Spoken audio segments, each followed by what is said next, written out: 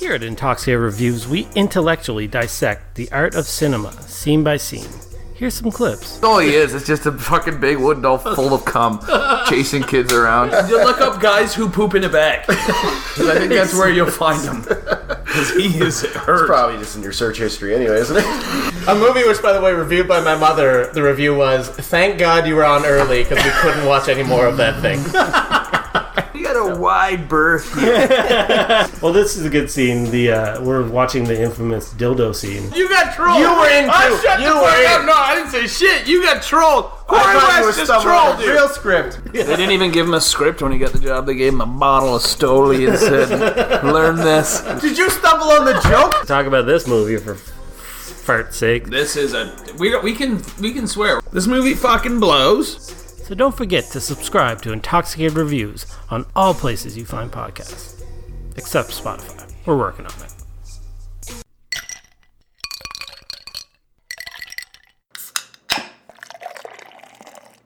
Do not take product if you are hypersensitive.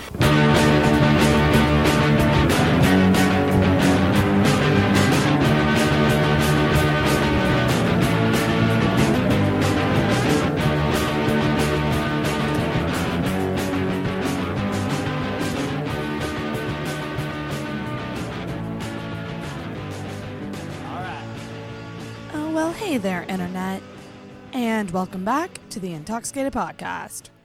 I am your host, Sarah, and if you're brand new to Intoxicated, this is a podcast where I typically have my friends on, we have a couple drinks, and we talk about life. Think of it like being a fly on the wall for a conversation that you'd only have with your close friends at the back corner of a bar. Thought of that today, and I think it sums up the show pretty good. So welcome back, everybody. Got another doozy of an episode coming your way this week. This episode is with local stand-up comedian Scott MacLean, who I kind of knew through comedy, who is also somebody who just got into brewing his own beer.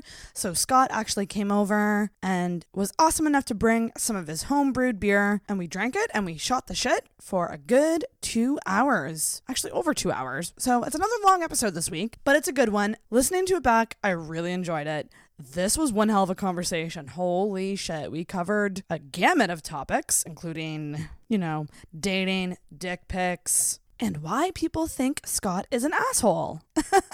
This was actually really interesting. So Scott is a guy who's really opinionated, doesn't hold back from saying what he feels. And this episode, which was quite comedic, actually kind of took a therapy turn, as it does on Intoxicated quite a bit. So it was actually a really good conversation. I really, really enjoyed it. And the beer was really, really good. And I don't normally enjoy beer that much. So good job on the beer, Scott, and thanks so much for coming on. If Scott does have any upcoming shows here in Halifax, I will certainly let you know in the description of this episode. But the main thing that he did end up plugging at the end was his Instagram, and that is ScottyMac2332.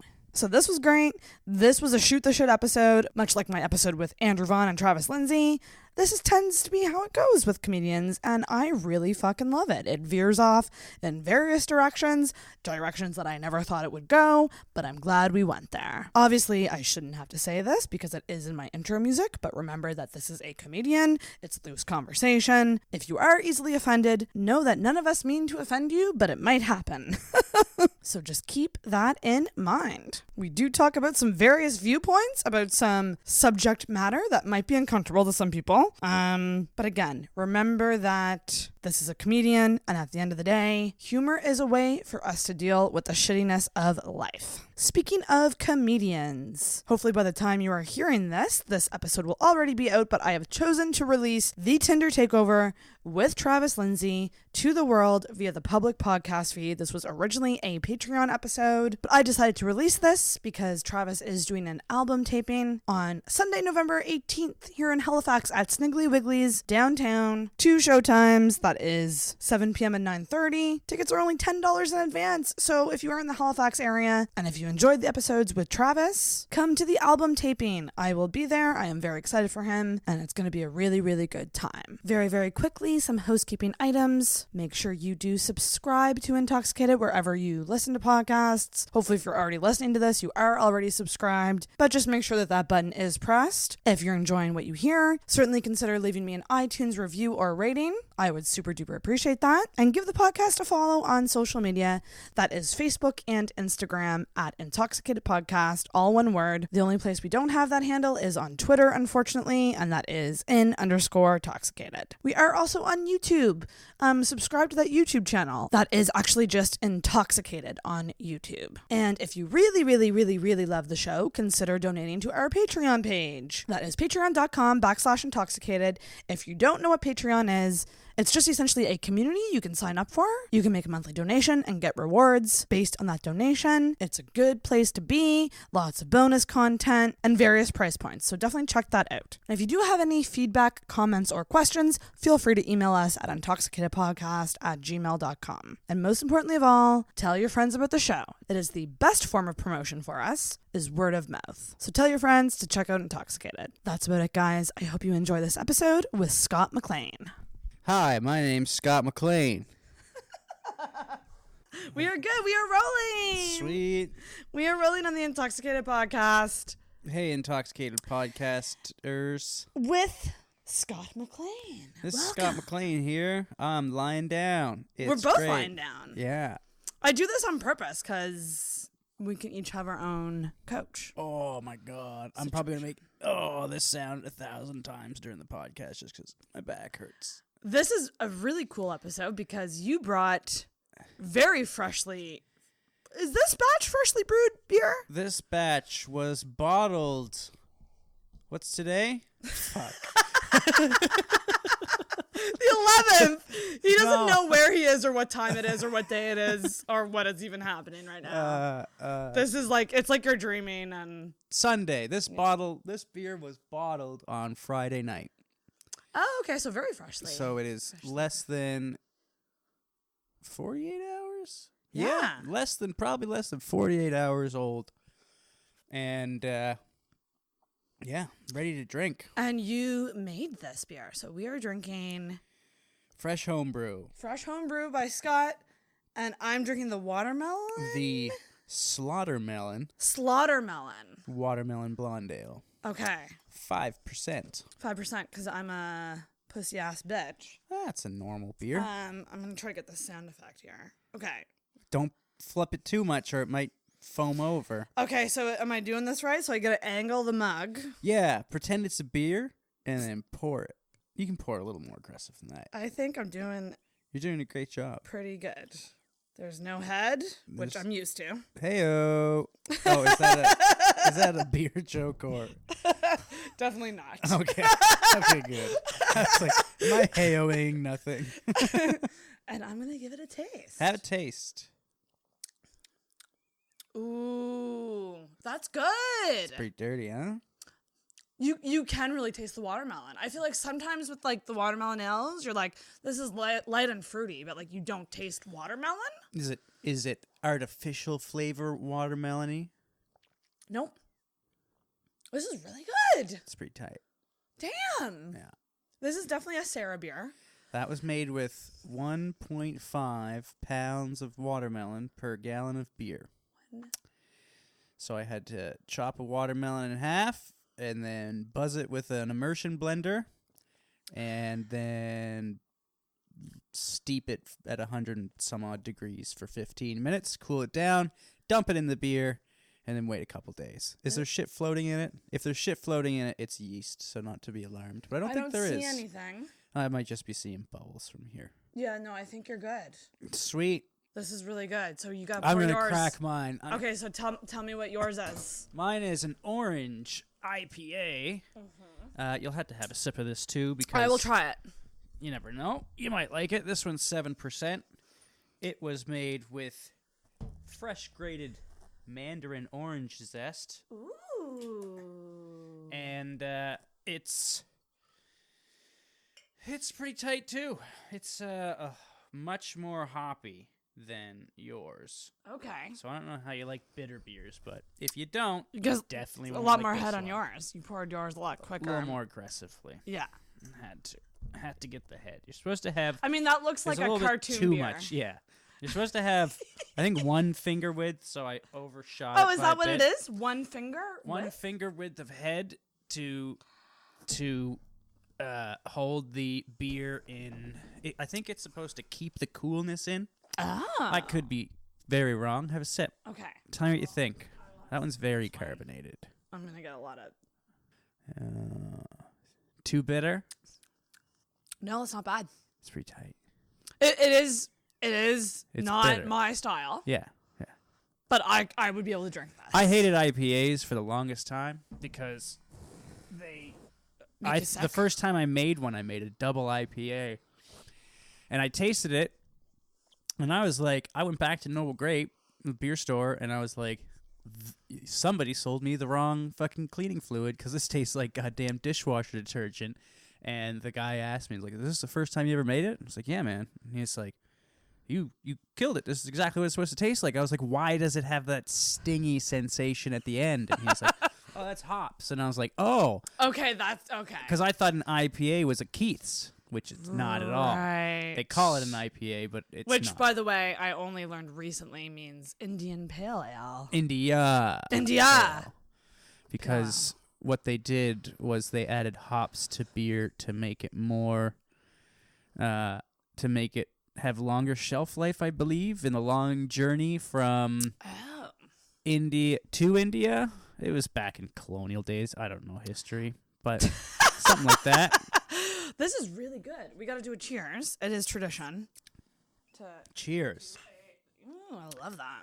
Mmm. With my Mother Webb's mugs from Yeah. Ganesh. Actually, you know what? The guy that made these mugs, the company that made them, is the same company that made the logo. Well, Seriously? not How do you know that? they didn't make the logo. They made my buddy Wojtek made the logo, but these guys put that logo onto my bottles. Oh. How do I know that? Because when I know went that? to pick up my bottles, they were making glasses for Mother Webb's. That's so crazy. Gymline Glassware in Elmsdale, Nova Scotia. They make all the, pretty much all the logoed mugs, glassware of any kind, anywhere. So if you see like a glass that has a thing anywhere in the Maritimes, it was like probably done by them. Yeah. Well, maybe I'll get intoxicated mugs at some point. You could. They're not cheap. Yeah, I know, You'd and that's need- why I don't have any merch right now. Yeah. I'm like, no one's gonna fucking buy this stuff They- anyway. To get my bottles made, a pallet is $500. I did not get 500 bottles made, but that's what the guy usually does. And he said a pallet of 500 is $2,200 to get made. Jesus Christ! Which only works out to be $4.40 a bottle. But and with those, like, you have to buy a lot. You got to buy a lot. Like, yeah. it's not like you can buy 20. Mine ended up being $5.87 a bottle because I got a smaller. I only bought 143. So Right. better to buy in bulk. Damn. So you're getting into this brewing thing. I'm getting into it. I made 152 liters today, so that's a lot of fucking beer. Damn. I started off I got into brewing because my buddy made one from Noble Grape, and it was like, I was tasting it. I was like, oh, it's pretty good. How much beer did you get? And he was like, I got, I don't know, 2 2-4s worth of beer. Right. So I was like, sweet. And then I decided I would do it because he only paid $50 for 2 2-4s. I was like, I'm going to save all this fucking money on beer now. Yeah. And then I was talking to a guy on Reddit, the homebrewing thing, and he was like, getting into homebrewing to save money on beer is like buying a yacht to save money on fish. It's not gonna. You're just gonna. All your gear is gonna outweigh the cost. But in the long run, will it? Probably not. But you might make money off of selling it. Maybe if I ever do that. You'll sell it. Maybe Make a killer Instagram. I could, but Use then I your have to get hashtags. taxed by the government, and I don't want to get taxed by the government. But is it more of a business for you, or is it more of a hobby? It's a Something hobby. that you just like doing. It's a hobby. Yeah. It's a thing I like to do. I like to have, I made 8 kegs worth of beer today. Right. It's nice You to should have have 8 just a kegs fucking- of beer. You should have a big party. Well, I have a buddy who wants me to make him some for New Year's parties and stuff like that. Back in the summer, I was going to make one for a friend, 19-liter keg for a friend. And as I was taking my carboy down to the basement where I store them, I dropped it and smashed it. Oh, shit. So fucking That sucks. 19 liters of beer and broken glass Holy all went and shit. filled an entire fucking... Oh, it was brutal. God. Most of my brewing experience is me standing around or sitting around saying cunt. Because I'm fucking up or spilling something and just losing my shit constantly. Like today was bad. Today was just like, what is it? I always say it. I say it instinctively. It's like, I think it's just cock-sucking motherfucking cunt. Whenever I do anything, if I spill a little bit of something, it's like, I get so like intense when I'm doing it and like, I'm like, go, go, go. And then if I do something. So what's your star sign? My star sign? Guess. I Keep in mind, I'm a giant asshole. You're not a giant. Okay. We're going to get into that. I'm a giant asshole. I am come off as a cocky douche. Okay. So another thing we have to cover before we get into that is friendship origin story. We really just formally met tonight. So really, that's the friendship origin. Well, I know you know Kat. Kat. Oh, yes! Yeah, How do you know her? I worked with Kat in at Kudo for like 2 years. That's hilarious. Yeah, so Kat's my girl. Mm-hmm. Shout out to Kat if you're listening. Yeah, Kat. I love Kat. Kat's the shit. She's always baked at work, and it was a lot of fun. And We will not name last names. Kat was. I already did. Oh, we'll bleep it. Bleep it or something, Yeah. or don't. She won't care. Yeah. And then, yeah, Kat was part of the cool crew at Kudo. There's like me, Kat, and Leo, and we were the cool kids. I.e., we were the three that smoked weed. That was pretty much it. Everybody else was super square. A lot of sexual assault at Kudo. Oh, seriously?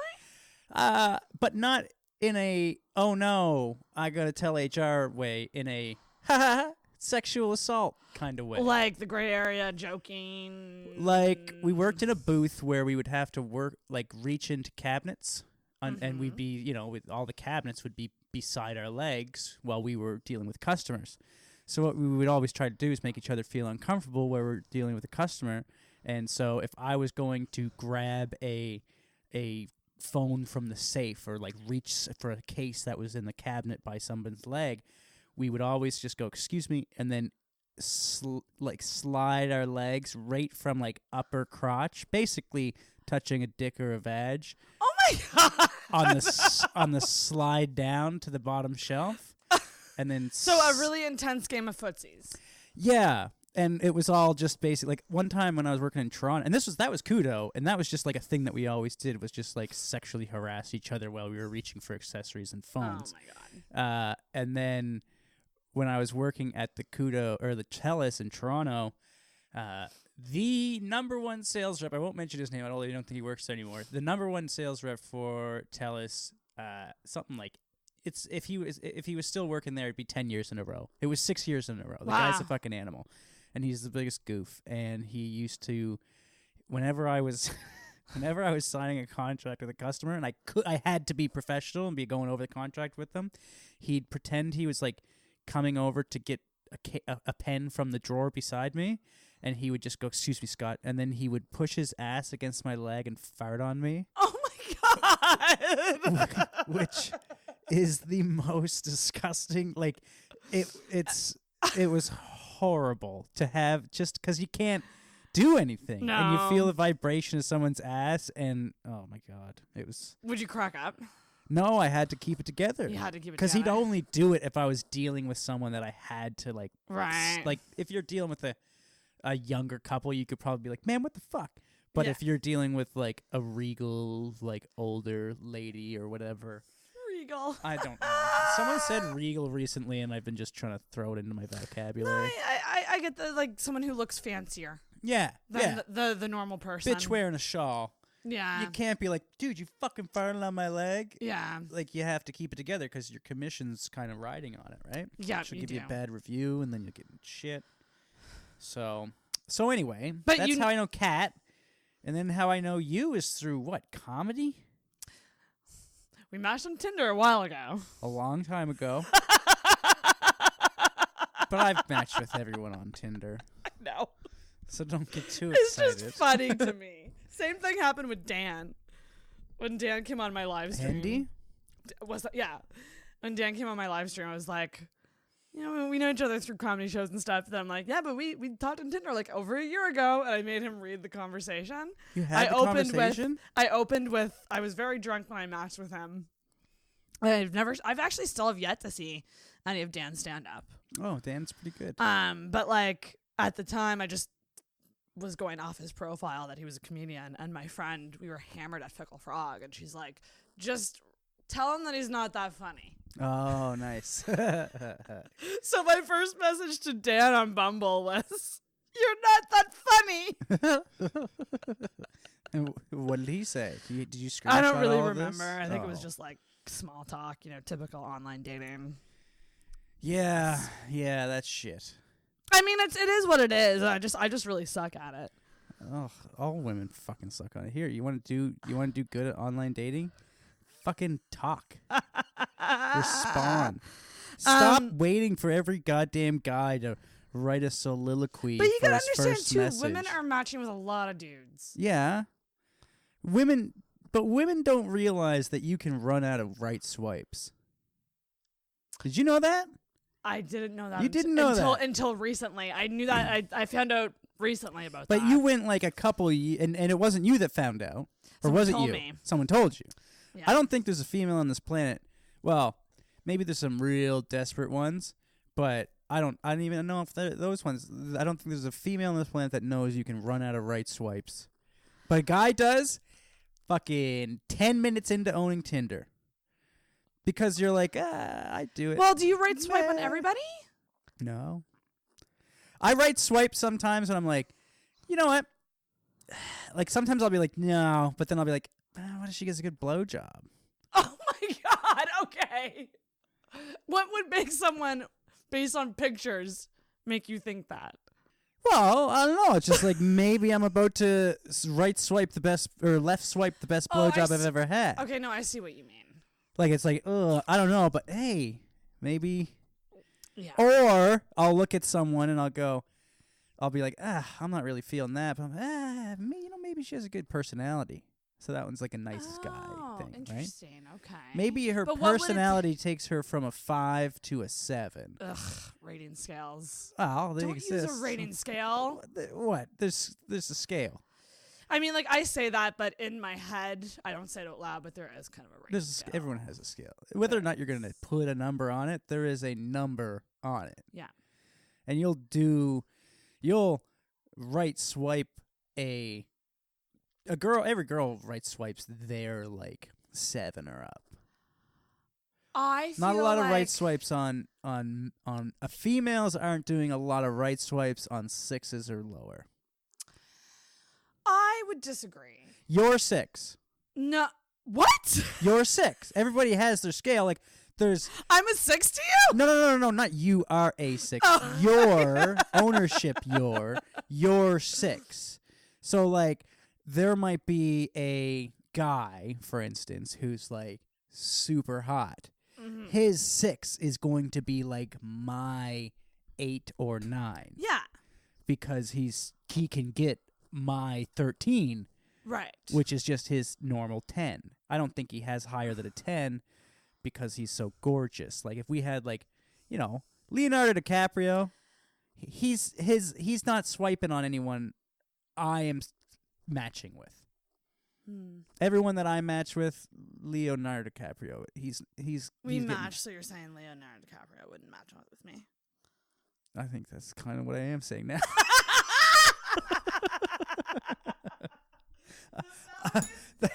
That's a dickhead move. Do you know because you made it offensive to you when I was just being like. I mean, I have no illusions of grandeur. I know he wouldn't match on me. I'm too cool for him. How do you know this now? I'm too cool for him. All right. What if he likes podcasters? He only goes for like really boring looking models. He goes with the type of girl that I would want to bang, but I wouldn't want to listen to. Okay. That I was like, she's hot, but I would never want to put up with her shit. I think it's hard to know any of this stuff based on looking at a profile. Well, that's the thing about Tinder. Tinder asks the question, would ya? Yeah. And a right swipe is yes. And then both parties have to act as if they didn't just say yes to that question. Right. Because nobody's swiping on personality. You might swipe on there might be a, maybe, but then you read the profile and you're like, oh, they seem funny. There's also ones that you're like, oh, he's not that attractive, but his profile's really funny and it caught my eye, so I'll give him a right swipe. Or as a female, he doesn't look that attractive, but he looks like he has a lot of money. Okay. Actually, I was talking about this with a friend last night, and yeah, it is a little bit hot seeing a guy making that money. But, like, it's not a defining factor. It's not the only factor. But as a female to say it's not a factor, that's a fucking load of horse shit. It's more about, do they have their shit together? Like, and are they passionate about something? What if they have... How are you going to know they're passionate by a picture? Well, you might not necessarily know it from the picture. You gotta fucking write a good bio. Write a goddamn good bio. Why don't women I have a good bios? bio on mine. I don't know what your bio is. Do you want to read it? Read it out. You read it. You read it in the voice that you would be saying I don't want to read my own profile. No, you read it as like how you would be saying it. No, that makes me feel weird. No, because you've got to sell yourself. So you're selling yourself to Tinder, to the Tinder world. So you got to sell yourself. Mine's not like eloquently written. It's more bullet points. My name's Sarah. No, it's host, producer of the Intoxicated Podcast, a drunk comedy podcast. Okay. Looking for someone to share pizzas with me. Okay. And maybe a wedding date. Oh, coming on strong. That was during summer. I gotta change that. Not as many weddings. A wedding date. Yeah. Like to take to a wedding. Oh, shit! Yeah, I think I should probably change that. No, well, that's what it sounds like. We're sharing pizza and a wedding date. Maybe a wedding date. And then I say PR geek / event planner, TV addict, lover of live music, adventure seeker, popcorn connoisseur, because I am. Now, open book with very little filter. Popcorn connoisseur. Mm-hmm. I take it very seriously. Does this mean you buy that popcorn dust and just dust popcorn? You don't dust it on the popcorn once it's popped. You put it... So I have a whirly pop. It's like is a that fancy... like the old style? Yes. Pops it up and pushes it out? So what you do is you put your kernels and your oil in there, and you mix it in with that before it's popped. So... And then you get that movie theater style popcorn, and then you take it a step further and you add some real butter to that shit. And salt it one more time. I know how to make old school style popcorn, but a connoisseur, you got to be trying some different styles. I've also made sweet and salty popcorn before. Have you made a balsamic vinaigrette popcorn? No. Oh, why not? Well, I like what I like. I like movie theater, buttery, salty popcorn. Yeah. I'm not one of these bitches that puts flavor packages on my movie. Go fuck yourself. You come to a movie with me and do that? Okay. Out. You know what? You're I out. don't disagree. No. I don't disagree with that. I do like the dill pickle. I do like the buffalo and the cheddar. White cheddar is delicious. White cheddar and orange cheddar's pretty tight. Orange cheddar? What's wrong with Blah! that? It's just the same shit dyed orange, isn't it? Oh! I thought you meant like it was like orange flavored cheddar. No, not And that not would make me wanna citrus vomit. cheddar. That I don't think that's a thing. That would be disgusting. But yeah, I'm not a big. I'm more of a standard popcorn guy. Same. Fucking butter, movie theater. What's this dinging about? Okay, so the bell is when you agree with something. Okay.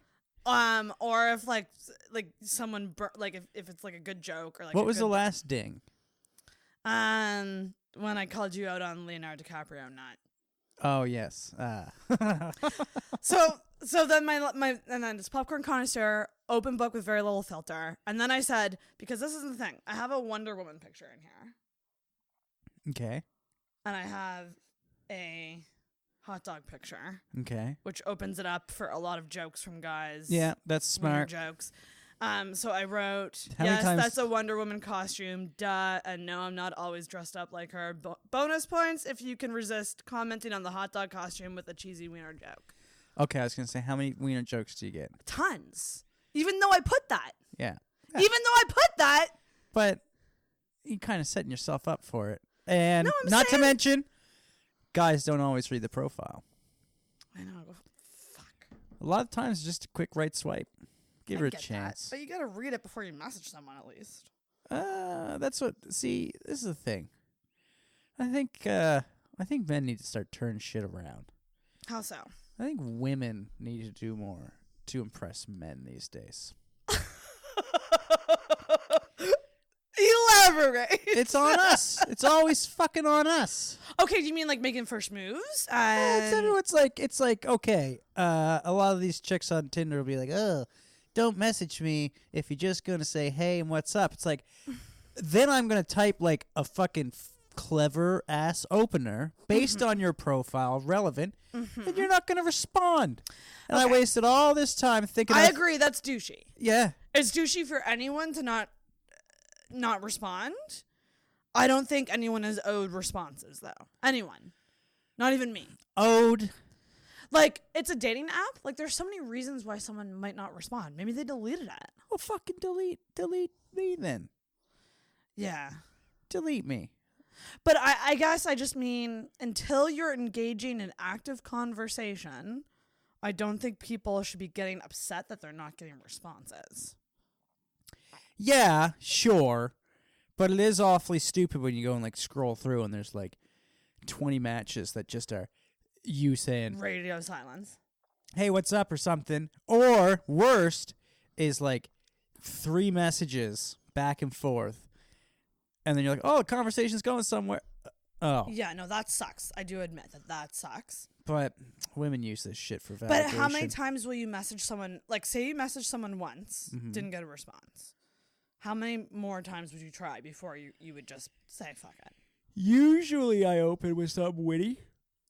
So when I do a witty response, or when I do a witty thing, or like ask a question or something like that, then I might do one more message that would be like, so no, huh? Or something like that. Just be like, I don't know, what the fuck are you supposed to say? What are you supposed to say? After you get denied one message, and then it's always the same message you get back, oh my god, I never checked this thing.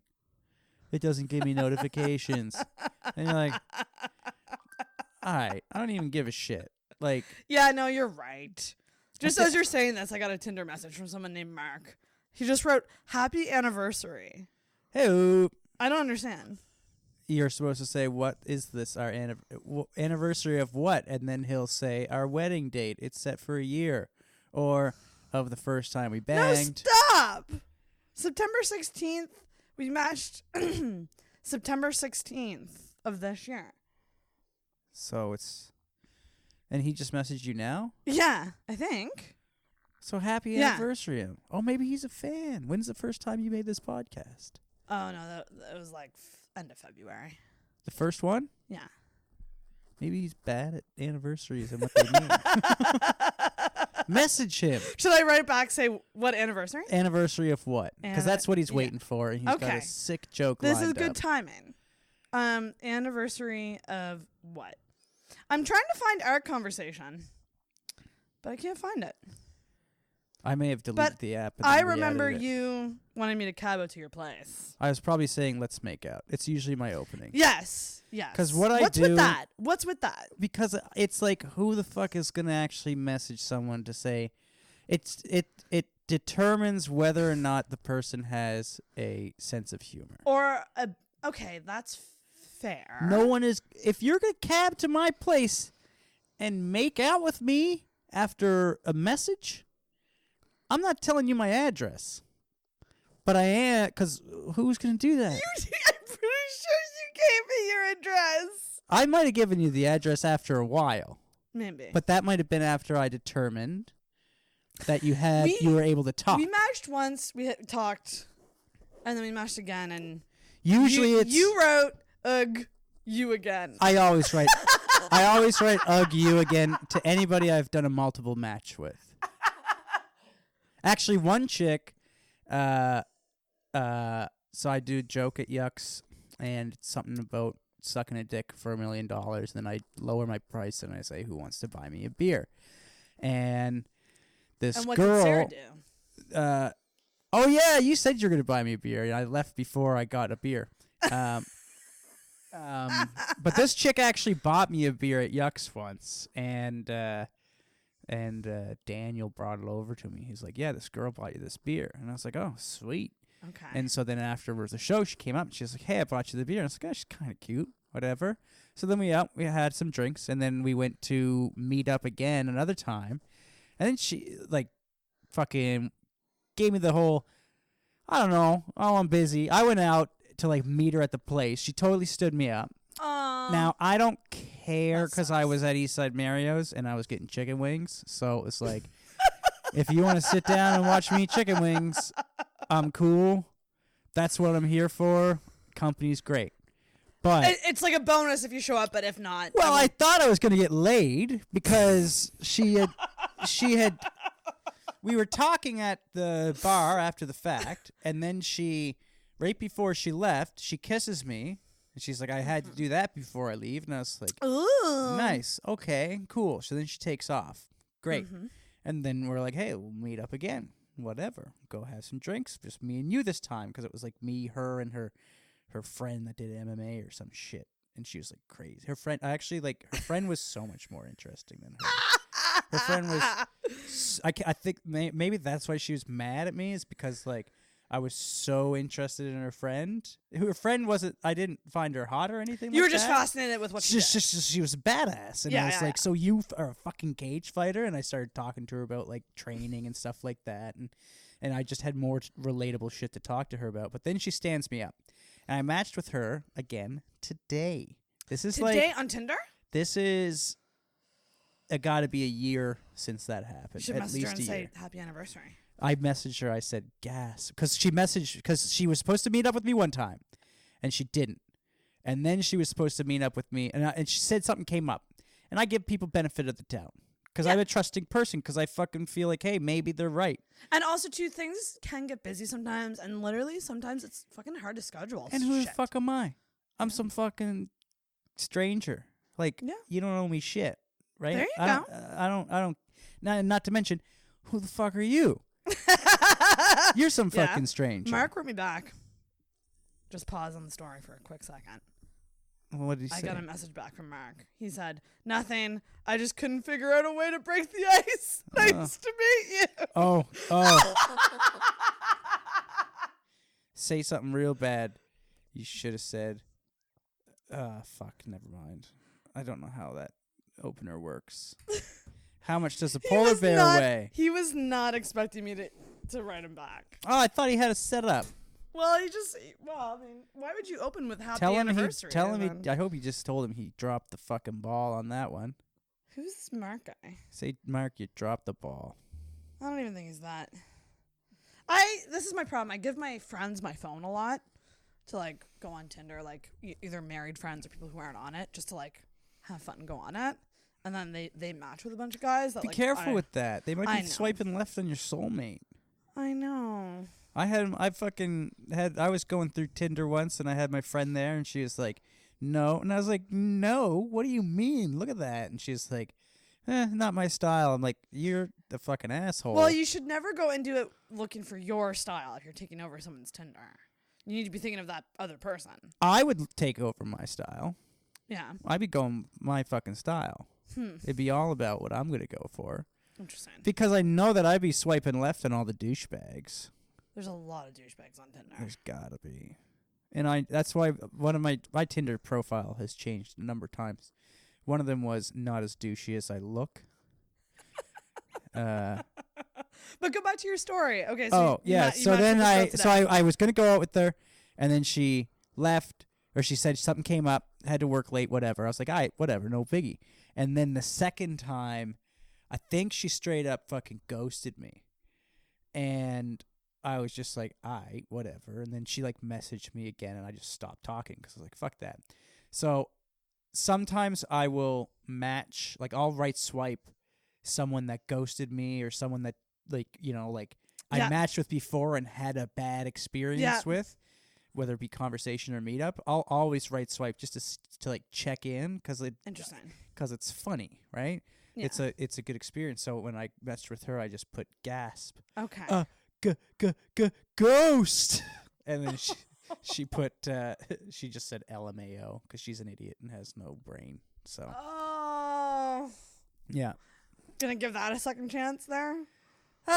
No, probably not. I mean, I think I said I'd ask you out for a drink, but I know that wouldn't work or something like that. Or I know how that would go. I just give her a bunch of shit. With you not showing up? Yeah. I've had some fun fucking Tinder dates. Yeah, give me your whole Tinder. Well, my history. Favorite Tinder date was I went out with this Asian chick. And no, it doesn't matter that she's Asian other than for why I'm going to do the accent. Because she did have a thick Asian accent. What? Okay. Well, if my buddy has a raspy voice and I'm imitating him, I'll do a raspy voice. This lady had a thick Asian accent. And she told, and you say that you're, unfiltered open book? That's me. So I am very much the same thing. And I gave up on... I mean, you're not totally the same thing because you won't talk about certain things. On this right now, no. But give me a year or whatever. We'll see where I'm at. Wait till my parents die. You'll talk about it off mic, though, maybe. Oh, sure. Absolutely. Okay. I got no fucking problem. But she was very much a, like, social justice warrior. Oh, like, great. Big time. And I had given up on trying to impress people because I've had several relationships where I did what I had to do to either please that person or impress them, and I've sacrificed who I am to make the relationship work because I felt like that's what they wanted. And then I was like, you know what? Fuck that. And then you get burned anyway. So and then I get burned anyway. Fuck. And I find that it's not the right way to do it. I was miserable for 3 years doing that once, and I was like, I'm not doing that shit anymore. And then I got tired of fucking having to impress women all the time, and so I said, I'm just gonna fucking be me and say what I feel.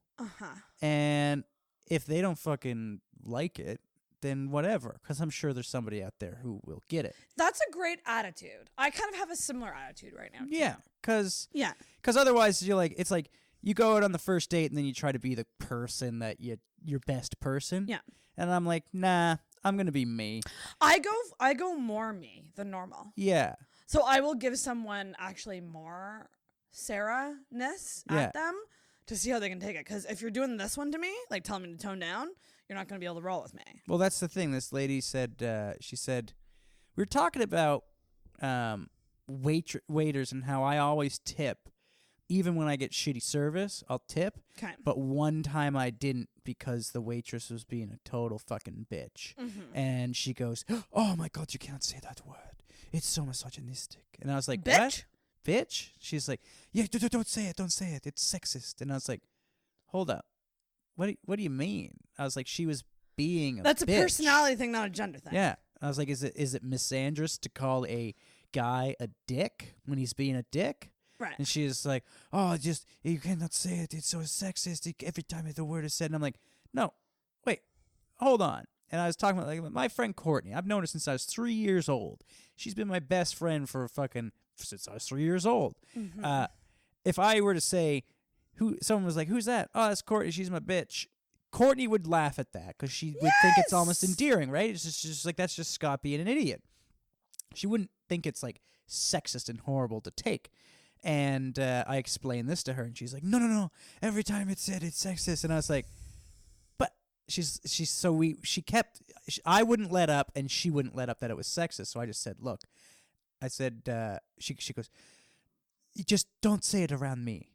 And I was like, look, I'm not going to change the way I speak and the words I say because you refuse to accept the context in which I'm saying them. Also, that's such a light on the spectrum of words to be offended by. Bitch. Oh, really? Like, really? Like, cunt I understand. Cunt's it packs more of a punch. Yeah. I mean, as phonetically. It really does. Hard T. Yeah. Yeah. Bitch has like a bit of an ocean to the end. I like bitch. Excuse me. Sorry, people. Do we ding the bell now? Is it every time you burp? No. Oh. It's only when I agree with something or if you say a good joke or a burn. Oh, or a burn. I thought I heard burp earlier. Burn. It's not a burp bell. So we had to change the conversation like 10 times. Okay. Like, because it was just one thing I didn't agree with that she was like, I can't handle this. And then it was like another thing. And she was like, okay, we got to change the topic because she was getting so upset with everything I said. And we were at Chain Yard, and I think we had 2 like flights of ciders or whatever at this point. And she goes, and then at one point, and I'm like, when the bitch thing came up, I was like, Operation Scorched Earth. This date is going nowhere. So I'm just going to burn this to the ground.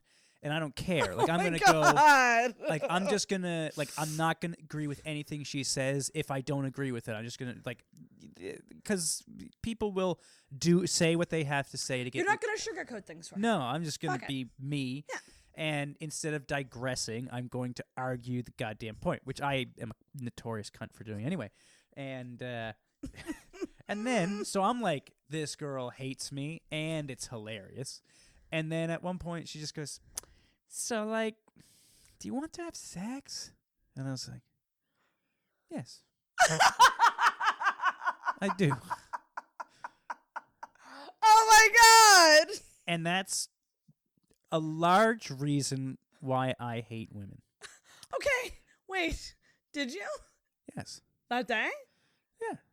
Did you stay in touch after? Or Never talked to her again.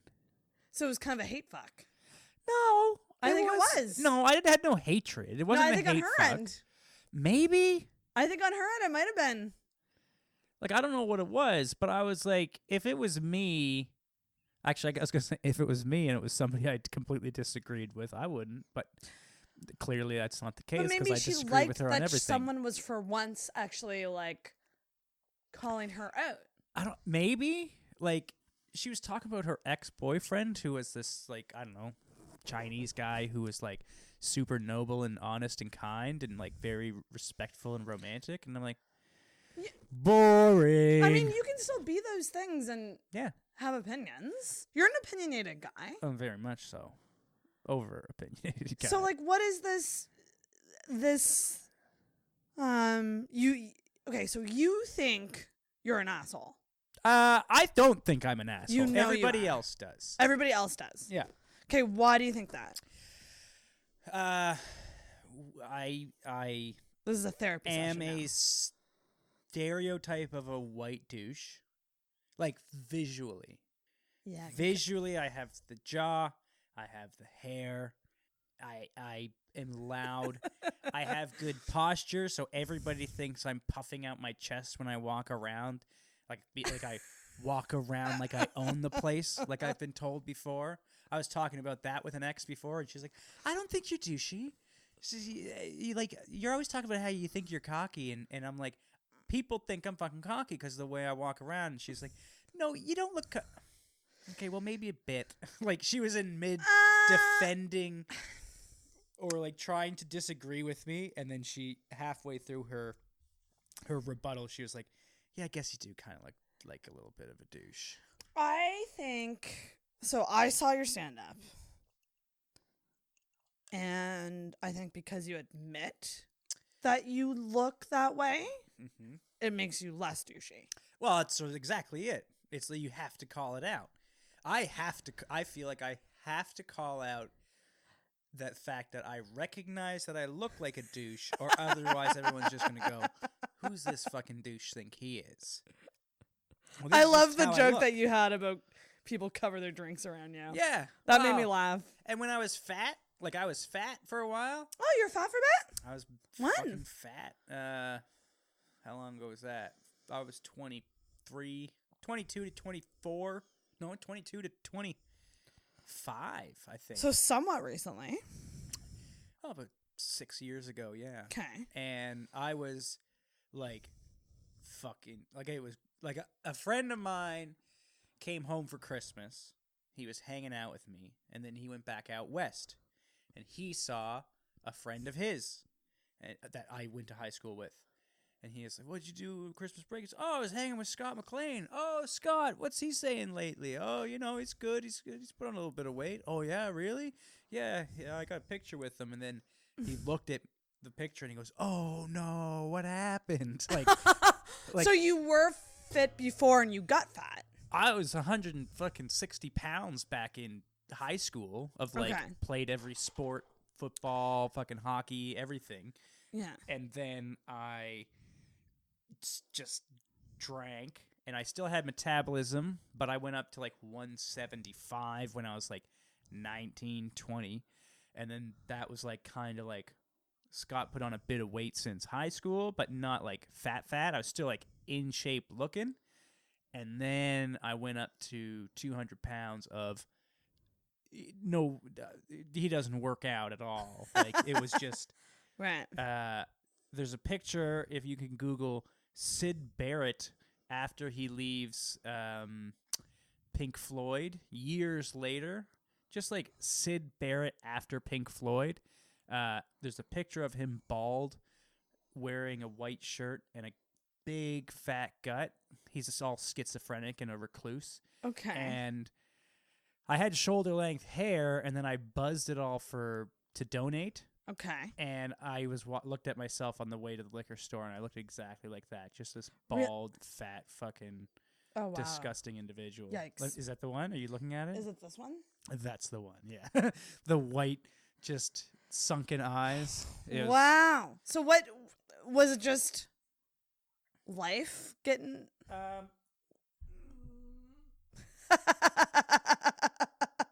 Too much head. It was back when I was 22, 23.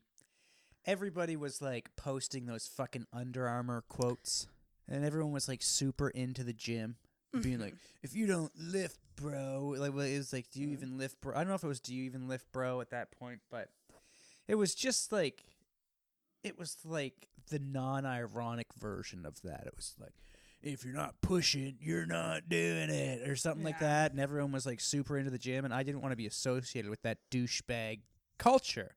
So I didn't go to the gym because I didn't want to look like a douche who goes to the gym that cares so fucking much about how he looks. And then, like 3 years later, I was like, "Oh, I fucked up. Like, fucked up big time." So you didn't... Were you a bad eater, too? Or... I lived in Toronto and ate almost exclusively McDonald's and Popeye's fried chicken. Yeah. And I drank half a quart of black rum every night, at least half a quart with orange juice, which is sugary.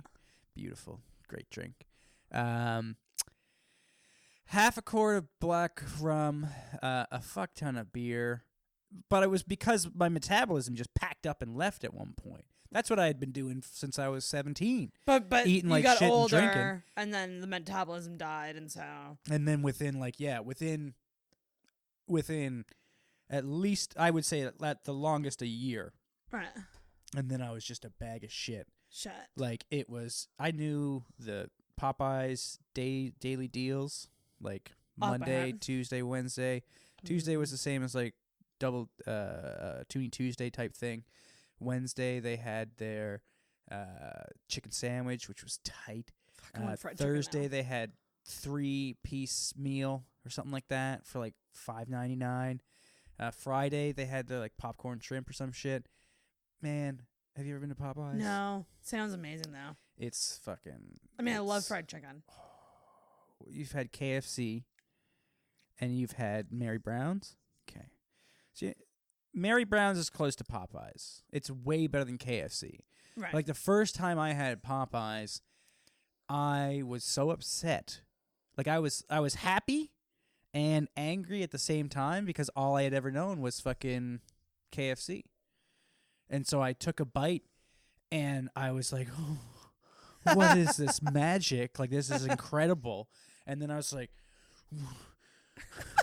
what do you mean that the fucking KFC has been, they call that fried chicken? Like, that's what I grew up was adoring family buckets of that shit, that horse shit. Okay. It felt like I was fucking lied to. Like, my dad wasn't really my dad. The skin The on fucking skin ain't shit. the skin is The amazing. skin is shit. No. Popeye, no, fucking trust me.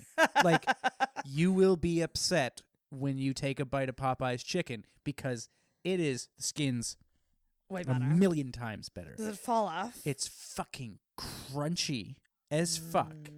Crunchy, not like that soft.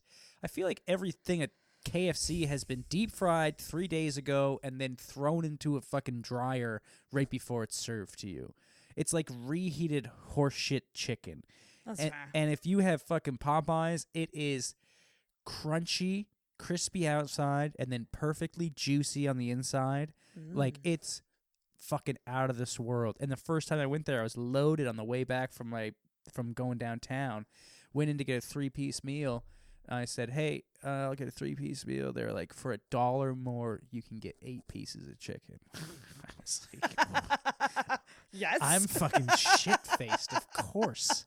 And so I woke up the next morning with a box of chicken on my fucking stomach Oh, and just covered in crumbs. that's a low. And I used to have my shoulder length hair too. So, and Oh was my fat. God, really? So it's just like, it was a sight to see. It was So is bad. that rock bottom for Scott? There's pictures on my fucking Facebook that are rock bottom. There's me passed out with my pants around my ankles while my cats are eating the bowl beside me. But that was just a fucking Wednesday night. What the fuck happened? On Wednesday night? Yeah! I got drunk. Huh. I got drunk and I don't know, I probably went out to a comedy show and then came home and started drinking or kept drinking. Was bored, probably ranting on Facebook or something, then passed out. Yeah, you do. You do a lot of rants on Facebook. I rant. Do you like to argue with people? Oh yeah. I don't like to argue. I can't say I don't. I can't say I don't like to argue because I clearly do. But I don't. A lot of people misconstrue me with, oh, he just wants to be right all the time. Okay. And I definitely don't want to be right all the time. It's just that I have fucking thought these things through a million times, and I've tried to hear them through everybody else's perspective.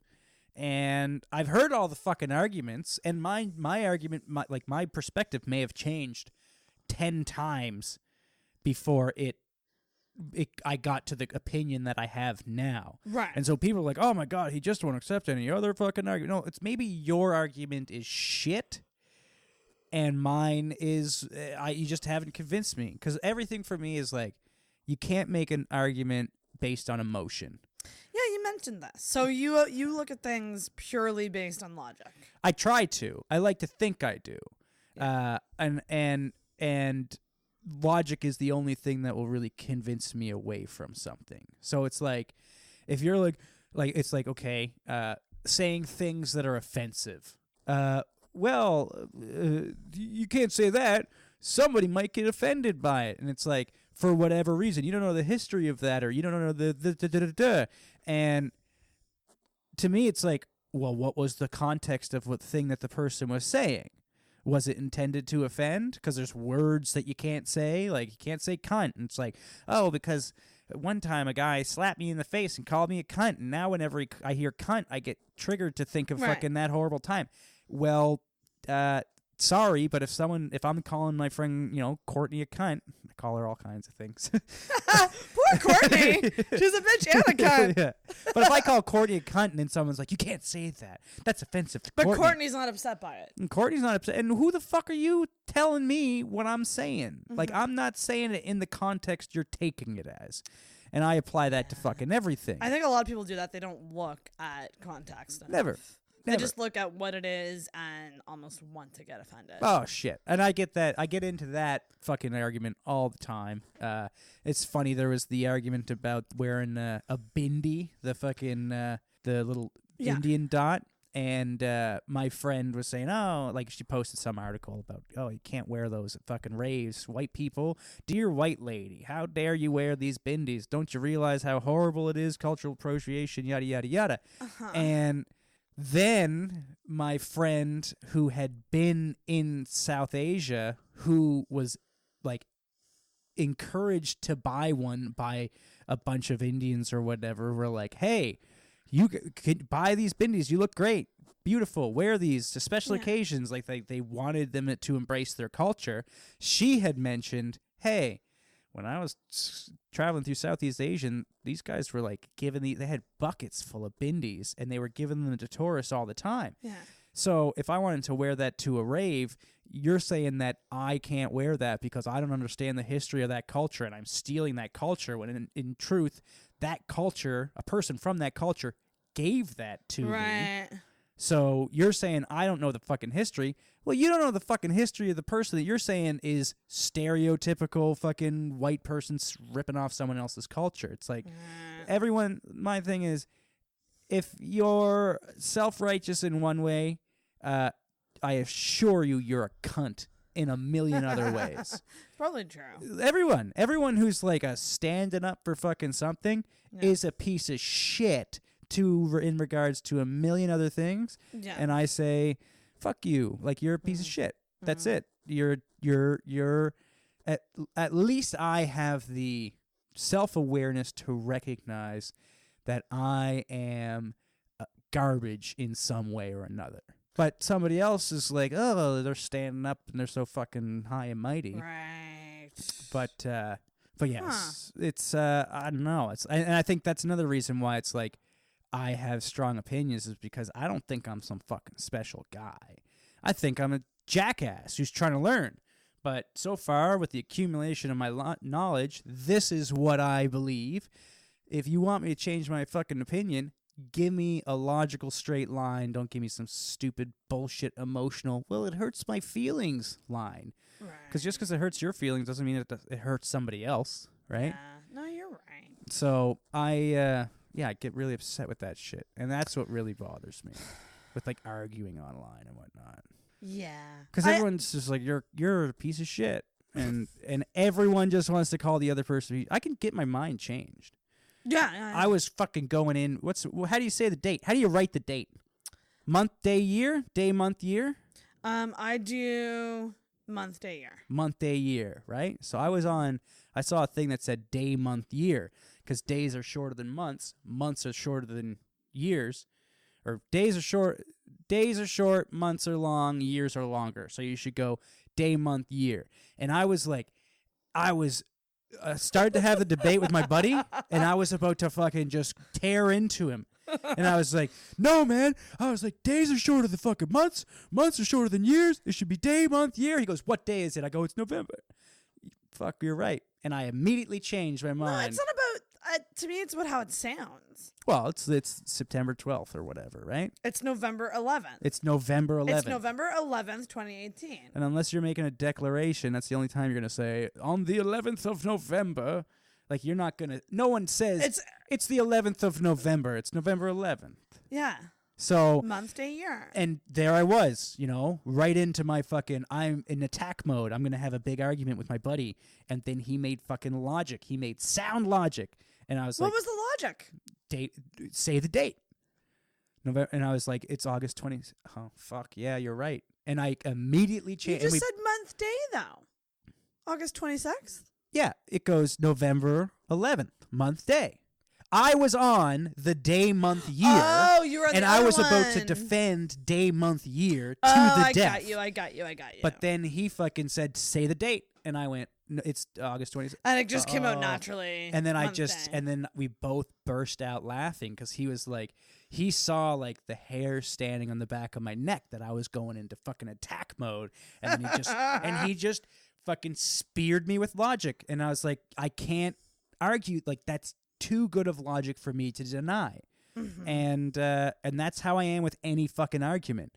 But everyone thinks that, oh, he just wants to be right. It's like, no, I just need a better reason to change my mind than, well, I think this way, right? So yeah, you want facts. want a little bit of, I want a better argument. Yeah. Because everybody's, you don't see it my way. Well, you're just not educated enough. It's like, well, maybe you're too educated. Is there any argument that stands out to you as one that most people disagree with you on? Am I going to regret asking this question? No, there's a... Uh-oh! I'm trying to do a podcast with my buddy Chance, who is black. And we're going to call it the gray area, because he's black and I'm white. And black and gray. Black and white makes gray, That's right? what it does. And we're going to talk about the gray area of issues, the not black and white issues. We're going to talk about the nuanced things.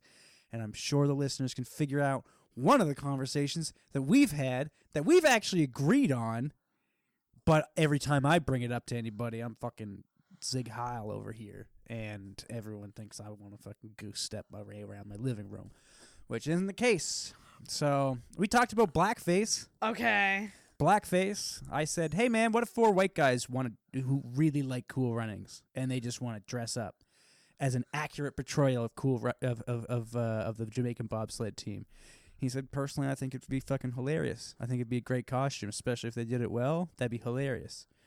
But that shit ain't gonna fly today. And I'm like, all right, well, if it's inherently racist, isn't every black person on the planet or every person of the afflicted demographic, whatever the conversation may be, if it's inherently racist, isn't everybody going to disagree with it? Isn't that the case? I mean, yeah. Okay, if I go around and I hit some guy in the back of the head with a baseball bat because he's black and call him a coon, is any black person on the planet going to go, well, I don't know if that was racially motivated? No, every black person's going to go, no, that's a fucking hate crime, right? Yeah. So if it's inherently racist, I think pretty much everybody or inherently sexist or inherently whatever the case may be. Like some guy comes out and says, hey man, women should be paid less than men. That's the way it should be because they're worthless. There's no woman out there who's going to defend that. But if You'd be surprised. Well, that? I mean, I don't know. There might be someone out there. You never know. There will be women out there who will debate the wage gap. Yeah. But there won't be women out there who will say a guy saying women are lesser beings, so they deserve to get paid less for the same work. Yeah.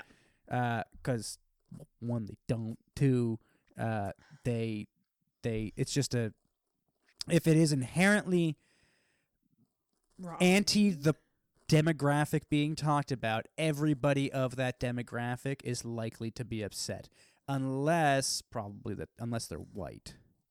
Probably be the only time, because white people always want to seem like they're like, it's a virtue signaling. They want to seem like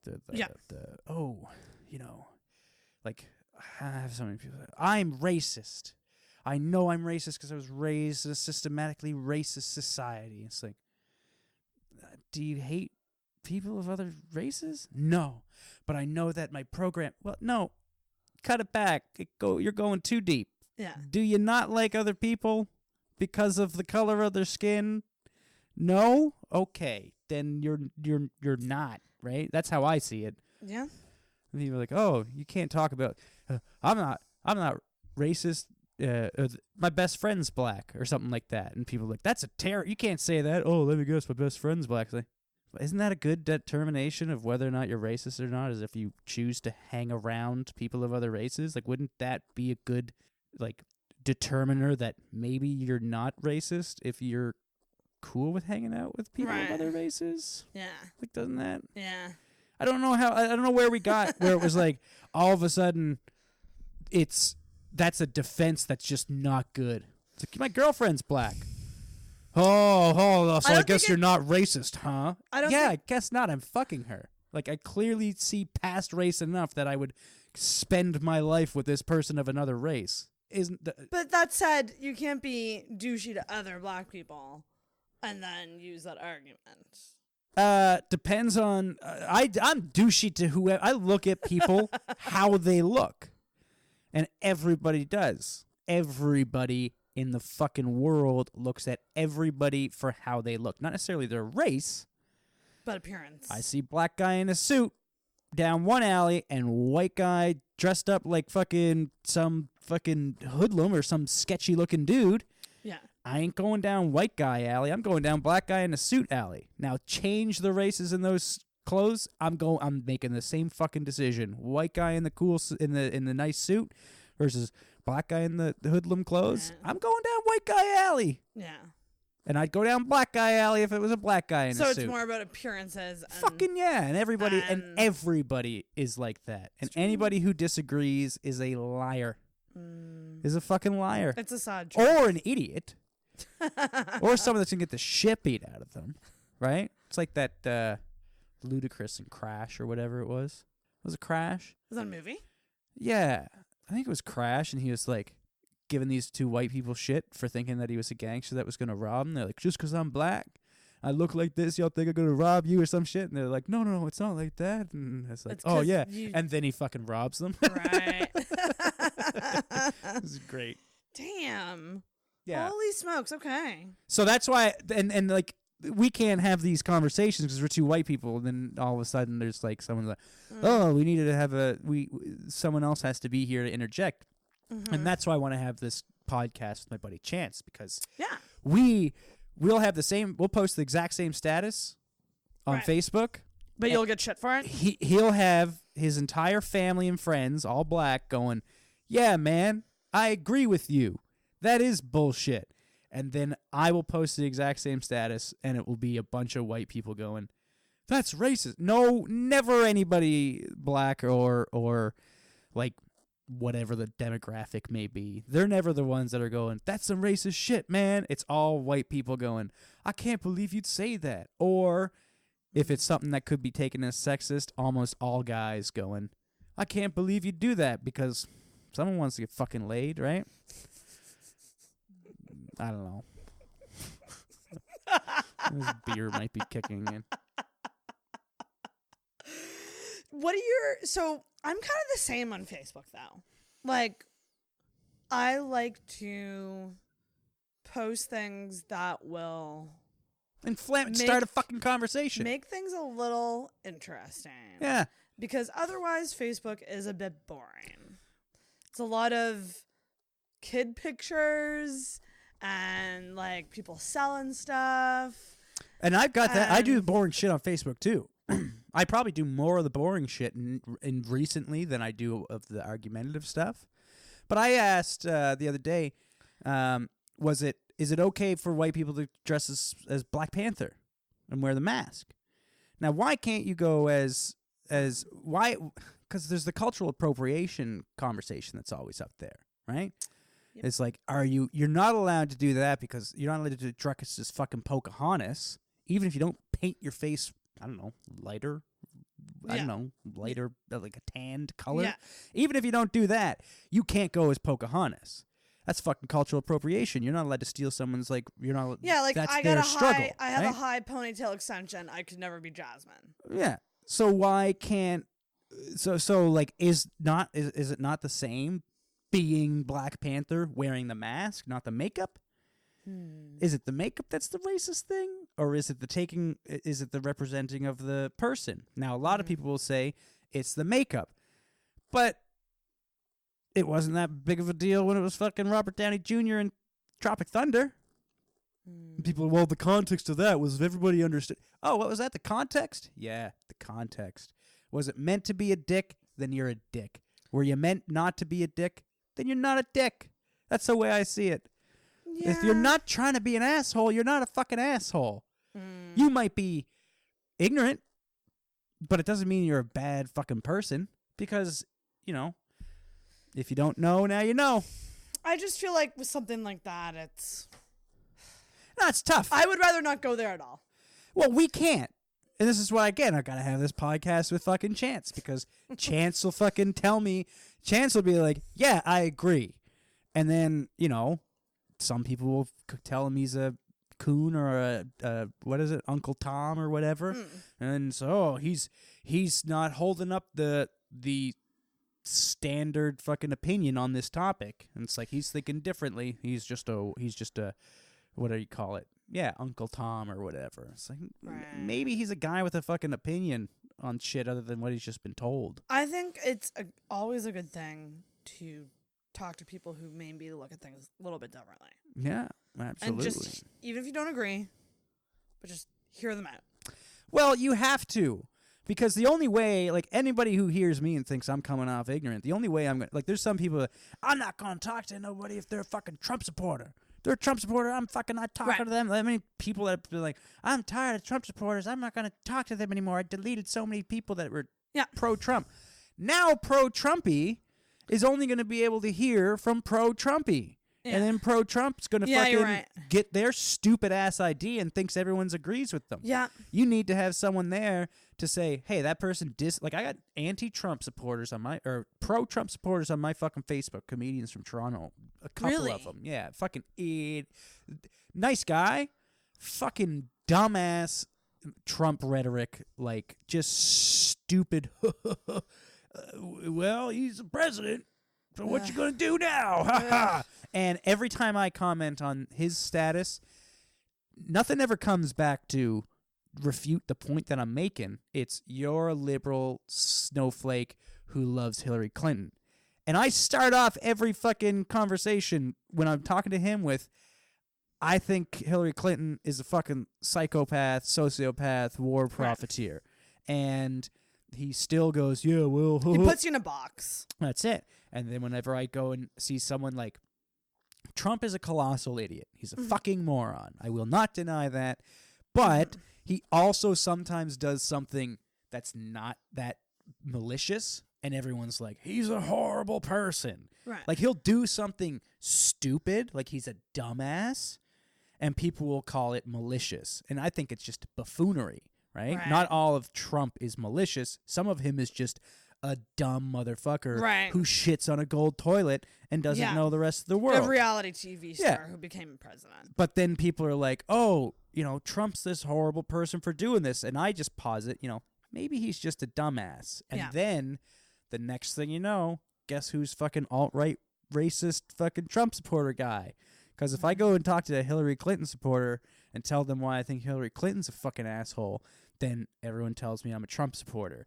And if I talk to Trump supporter and I tell them why I think Trump's a fucking idiot, they all think that I'm a fucking Hillary supporter. Because it's easier to discredit the person than it is to argue their fucking point.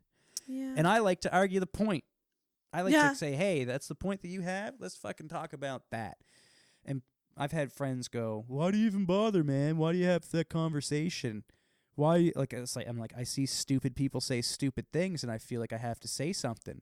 Well, why does it even, just let it go? And I'm like, because most people don't like conflict is the thing. Yeah, and then that's exactly what it is. Yeah, because I've heard people talk about like, oh, I work with people who are Trump supporters, but I just don't bring it up at all. Because they don't want conflict. Because they like that person otherwise. Yeah. Otherwise, you like that person. Like, I'm pretty sure I have relatives in the States that are voted for him. Mm-hmm. But, like, you like that person otherwise, but you just don't go to that other area because you don't want to, like, ruin the friendship or create conflict or... Well, it's like Colin Kaepernick and taking a knee, right? I think it's stupid because I guess what he was doing was protesting racism in America, is from what I understand. What? When are you ever going to stand up? Like, there's always going to be fucking racist. Be a little more specific, and then maybe we can get some shit done. But I say, whatever, take your fucking knee, man. Like, do it, cool. Mm-hmm. And all the people that are thinking that he shouldn't take a knee, I'm like, what a bunch of assholes who think, though, you stand for that flag. Hurt. And I've heard that fucking you stand for the flag argument from those hillbillies so many fucking times that I'm like, these guys are dumbasses. But then this summer, I was over in PEI, and friends from Vermont that were up. And they had some friends, I don't know, fucking Middle America or whatever, that were up visiting as well. Uh-huh. And then we got on, I think it was in the recent news at that time, but he got on to fucking Colin Kaepernick taking a knee. And he started to go, this guy was ex-military. And he's talking about how his fucking friends died in the war. He's like, you weren't, my fucking friend died beside me I was holding the motherfucker while he was bleeding out, and he died for that fucking flag. So you stand for that fucking flag, because that's what my fucking friend died for. That's what I fucking risked my life for. And then all of a sudden, because when he started the conversation, I was like, Jesus Christ, I'm going to have to bite my tongue. Otherwise, I'm going to have to fucking have this conversation with dumb Bello over here. And then he made some fucking sense. Okay. And I was like, you know what? Have some fucking empathy, because that's the way this guy sees it. Now, then what I did is I put to him. I said, all right, man. I go, well, now look at it on the other end. Look at this guy grew up feeling like his fucking country never wanted him to be there, feeling like that they fucking they were second-class citizens. Right. Imagine if you were told you had to fucking drink at another fucking water fountain and it was legislation and your parents went through that shit. Like, isn't that fucked up? And then you're seeing all your friends getting the shit kicked out of them and getting shot in the streets. Like, you know, and you're seeing people wearing that flag kill you and your friends and your family. Does he not have, should he not, don't you get why he would be wanting to take a knee? And we fucking got somewhere. Now, I didn't change his mind. But you had him he see didn't it. necessarily change mine either. Like, I mean, we both saw each other's perspective. Right. And that's what a fucking conversation does. Now, if I didn't talk to that guy, if I didn't say anything to him, he would have went on with his unempathetic view. He wouldn't have ever heard it. If I was just like, fuck that racist asshole, and walked out of the room or walked away from the fucking bonfire, he never would have had the opportunity to have someone explain the other side to him. And I feel like that's where like everybody's going this way, is like, that person disagrees, they are X, whatever it may be, racist, sexist, homophobic, whatever, and I'm not going to fucking, I'm not even giving my time. It's like, give them your time, you lazy fuck. You could change that person's entire perspective on the fucking world, which could chain reaction to changing other people's goddamn mind about things. So like, take a stand. I've fucking experienced that somewhat recently, actually. Not on the scale that you're talking, but we're talking about me by a fucking bonfire. But on like online dating platforms. So dealing with douchebags on online dating. So like, I deal with that a lot. Yeah. Like ridiculous stuff. Like being women called deal with- names. Being sent pictures, like all this stuff. And I've always took the stance of wanting to stand up and tell these people off. But I was always told by the majority of people, no, don't do that. You're just going to give them what they want. Mm-hmm. And so it's a game. It becomes a game. But like in my mind, I'm like, yeah, I get it. I get that like if I say something, it probably is not going to mean anything. Mm-hmm. But like at least I'm saying something. Yeah. At least, but you know what I mean? Like, Well, it depends it's a on weird thing. it depends on what you're saying, and it depends who you're saying it to. Because some people you might be just saying it to the person that wants that fucking reaction, right? Like sometimes, And that's what most people think. Most people and- think that the guys on online dating want me to get upset. well, the guy that sends an unsolicited dick pic, Yeah. Dealt with it recently. I think he's doing it. I have a hard time believing he thinks that the person on the receiving end is cool with it. I don't know how you could. Yeah. I don't know how you could. It's like making it to 2018 thinking it's okay to say colored people. Like, no, Yeah. it's not cool to say that anymore. Like, you Right. dummy. Like, where have you fucking been? But if you're sending a dick pic unsolicited, and then the person like freaks out at you, isn't that kind of what he wanted? What did he? Was he Well, really that's the thing. rolling the dice? I don't know. Maybe I need to interview someone who sends unsolicited dick pics. I've And sent get into dick their pics. I haven't sent unsolicited dick. You've sent them solicited. Oh, solicited? Yeah, fuck, yeah. solicited. And we talked about this Fucking on Facebook Messenger. The three Uh-oh. components of the Yeah, what was it? Anticipation, desire, and trust. else. And so, trust. No, it was comfort level, Yeah. build up, yeah, and trust. and on the way. I think you said like on the way. Yeah. To Oh to yeah, dick on the being way there.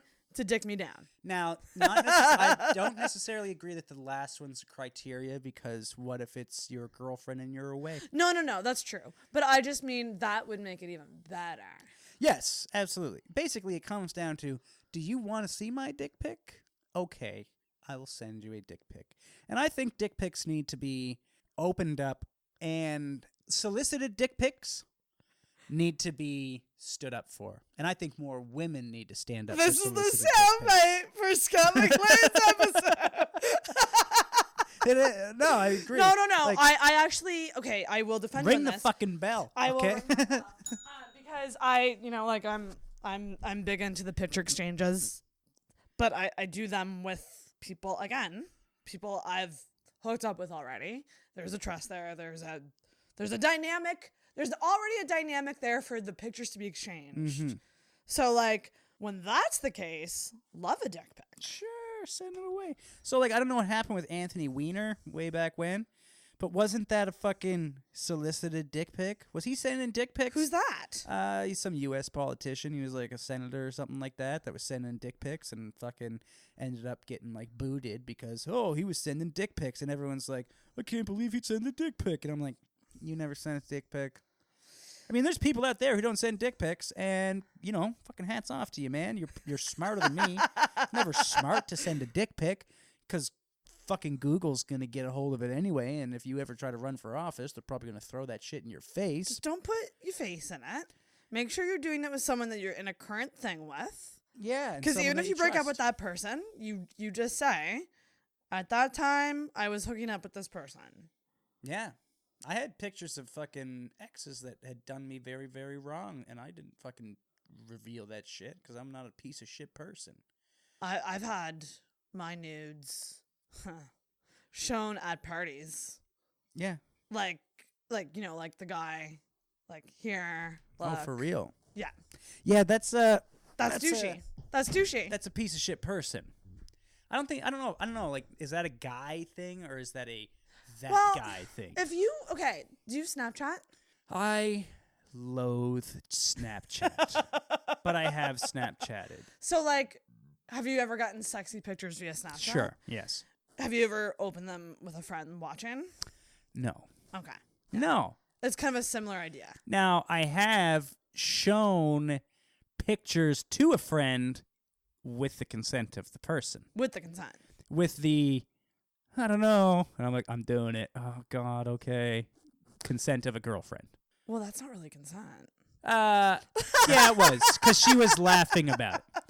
And okay. And then maybe someone might have watched once or twice. Like, okay. So like, there's levels for sure. Yeah. There's levels. Yeah, ultimately, it comes down to, is this person cool with it? Go for it. And if, it basically comes down to, like, it's like cheating. Cheating. Is it cheating? People go, is it cheating? Well, if your fucking partner was here watching, would they be okay with this? Exactly. No, that's cheating. Fucko. Yeah. Like, dumbass. Yeah. Now, are you talking to someone and, like, flirting a bit? I'm a flirtatious person, so I flirt basically with everybody. So that is, like, if I had a crazy girlfriend who was like, I can't believe you're talking to her like that, that's not cheating. But if I'm fucking rubbing your goddamn leg or kissing your if it's neck, crossing a physical barrier, it's actually funny. A girl messaged me recently that I had never hooked up with, but it was so fucking funny. I'll talk about this as far as sexual stuff. Let's do it. So she had a boyfriend. I think I was 19 or 20. And, like, at peak horniness, right? So we were drinking, and it was, like, in a residence. And she was like, I think we started to make out. And she was like, making out's not fucking cheating, because it's just kissing. And I was like, I'm single if you say so. It's fucking, you're hot, and let's do this. And she's like, but you can't fuck me. And I was like, all right. We'll see. And we'll see. Well, we'll see where things go. I'm not gonna fucking do anything I'm not allowed, but I'm gonna see if I can change her mind. And so we do she said, you can't fuck me. Okay, cool. So we're making out. We are stripping down. She's now in her underwear. I I think we did like and she mentioned this to me. I think she said there might have been like a just the tip type of thing, or it was like rub it on the outside of the fucking underwear. For God's sakes, at that point, just go home. Yeah, like, but I mean, like, what? But that's not cheating because we weren't physically skin to skin touching. It was like pushing on the outside of the underwear. So like extreme dry humping. The most extreme that you could get.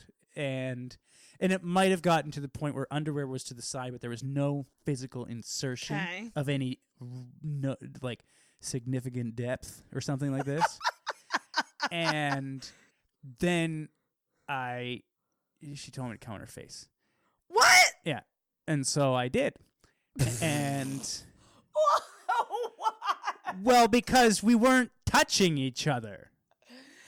So it was like I was in a room that she was in a room with. There's an aspect of that that's a little bit hot, though. It was great. It was really fucking hot. I fucking came really hard. I've done the mutual masturbation thing. Like lay beside someone and touch yourself but not touch each other. And that's hot. I don't know if I've done that. That's really hot. Is it? Yeah. How? And why? Because you're kind of like looking at each other while you're doing it. Like wanting to... But, like, you're just not quite crossing that physical barrier. But why aren't you crossing that physical barrier? Or are you about to cross that Maybe barrier? for reasons. Maybe for circumstantial reasons. Is this your dad or something? Oh, my God. Maybe that person's not available. They're not available? Maybe not. Oh, my God. Now you're cheating. I'm not. I'm single. Yes, okay. But that guy, man... I'm the Scott in this situation. I'm single. Yeah. I don't think, and this is my unpopular opinion, like, I don't, like, you know when you, like, I've been the other woman, like, way too many times, admittedly. Way too many. And I just think it's on the person who's in the fucking relationship. I don't think what I'm doing is ideal at all. Yeah. But I am not tied down to anybody. You know what? I've been the other guy. Doesn't feel good, right? I haven't been the other guy recently. I was the other guy when I was like early 20s, and it felt great. Like I didn't give a shit. Yeah. It did not feel bad. It felt like I was going to get laid by this hot chick. Yeah. Who I wanted to fuck. Yeah. And I did. So that felt great. And I didn't know who that guy was. So fuck him. Yeah, and if you don't know that other person, that makes it easier. Now, when you put kids involved... Oh, yeah, Now you're fucking going too far because you're not fucking up that other guy. You're fucking with kids, and that's not cool. Oh, no, that's... So I draw a line 100% there. correct. If you're single, you are nothing. If you are not... if you're married, you're nothing. Mm-hmm. As long as you're not a cunt that's going to fucking take the guy for all he's worth. Yeah. Like, if you're going to recognize I'm getting a divorce because I'm a piece of shit. Yeah. And then you fucking go your separate ways and you don't make it hard on him, then cool. Yeah. Fucking suck his dick. Well, what if you're just cheating to cheat? Well, if you're cheating to cheat, I think you should have the fucking wherewithal to break up first. I think you should have the balls. No one who cheats does, though. Does that ever happen? I told a girl that I'm friends with an ex. I'm close friends, very close friends with an ex. And she was going to fuck a married guy with, I don't know if they had kids or not. I think they did. And I told her, like, you better fucking not. Okay. And she said she kissed him. And I said, you fucking shut him down. And I was like, you don't fucking talk to him anymore. And she's like, I feel like I have this connection with him. And I was like, yeah? I was like, and what'd he say? No, he said that he would leave his family for me and That's he can see bullshit. himself. I said, then fucking tell him to man the fuck up and do it. But until he does that, actions speak louder than words. back the fuck off of that because you're you're treading in. Well, I mean, especially if there's kids involved, yeah, you're right. It's a totally If there's different. fucking kids involved, you get the fuck out of there because it's not about the other person anymore. It's about fucking up the lives of a family. child. Like that's a fucked up thing. Yeah, 100%. And but I mean, like, I just don't know why a person feels the need to cheat. Like, it's like, have you ever?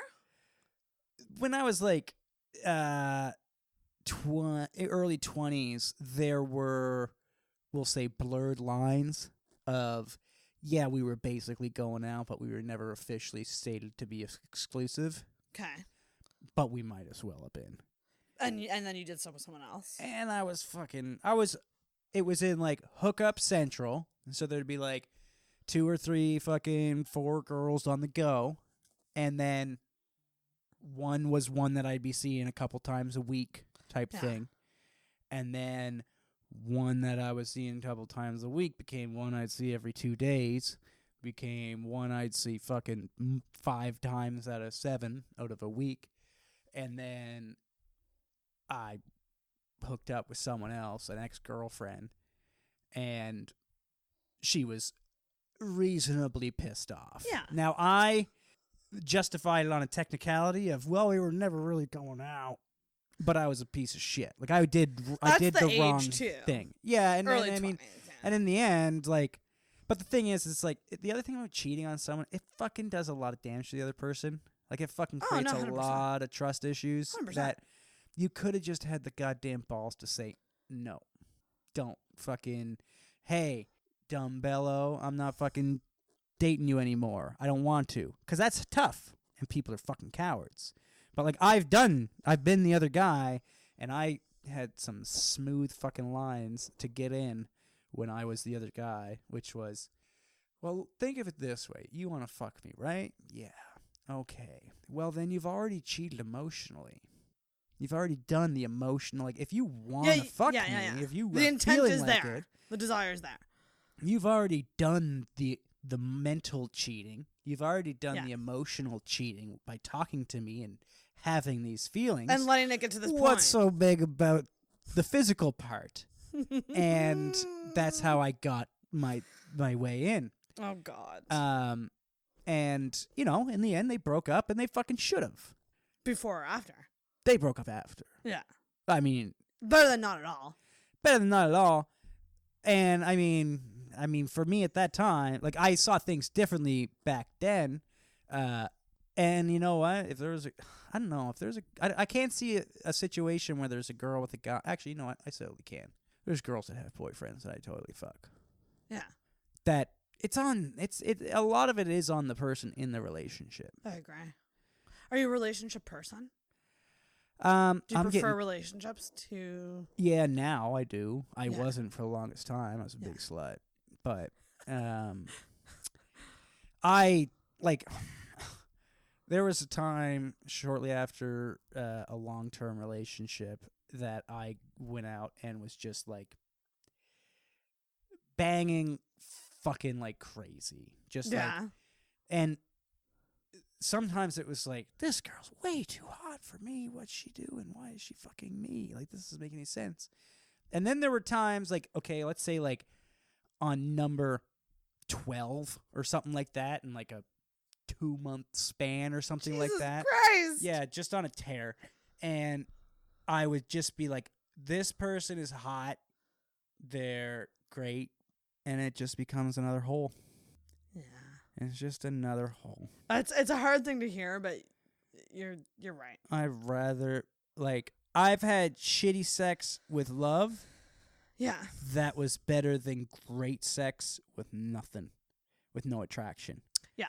Now I've had great sex with love, and that's fucking crazy, but I'll never have that again.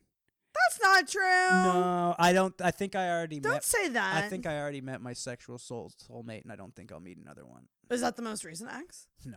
Is that... How many fucking ex-girlfriends do you have? Oh, enough.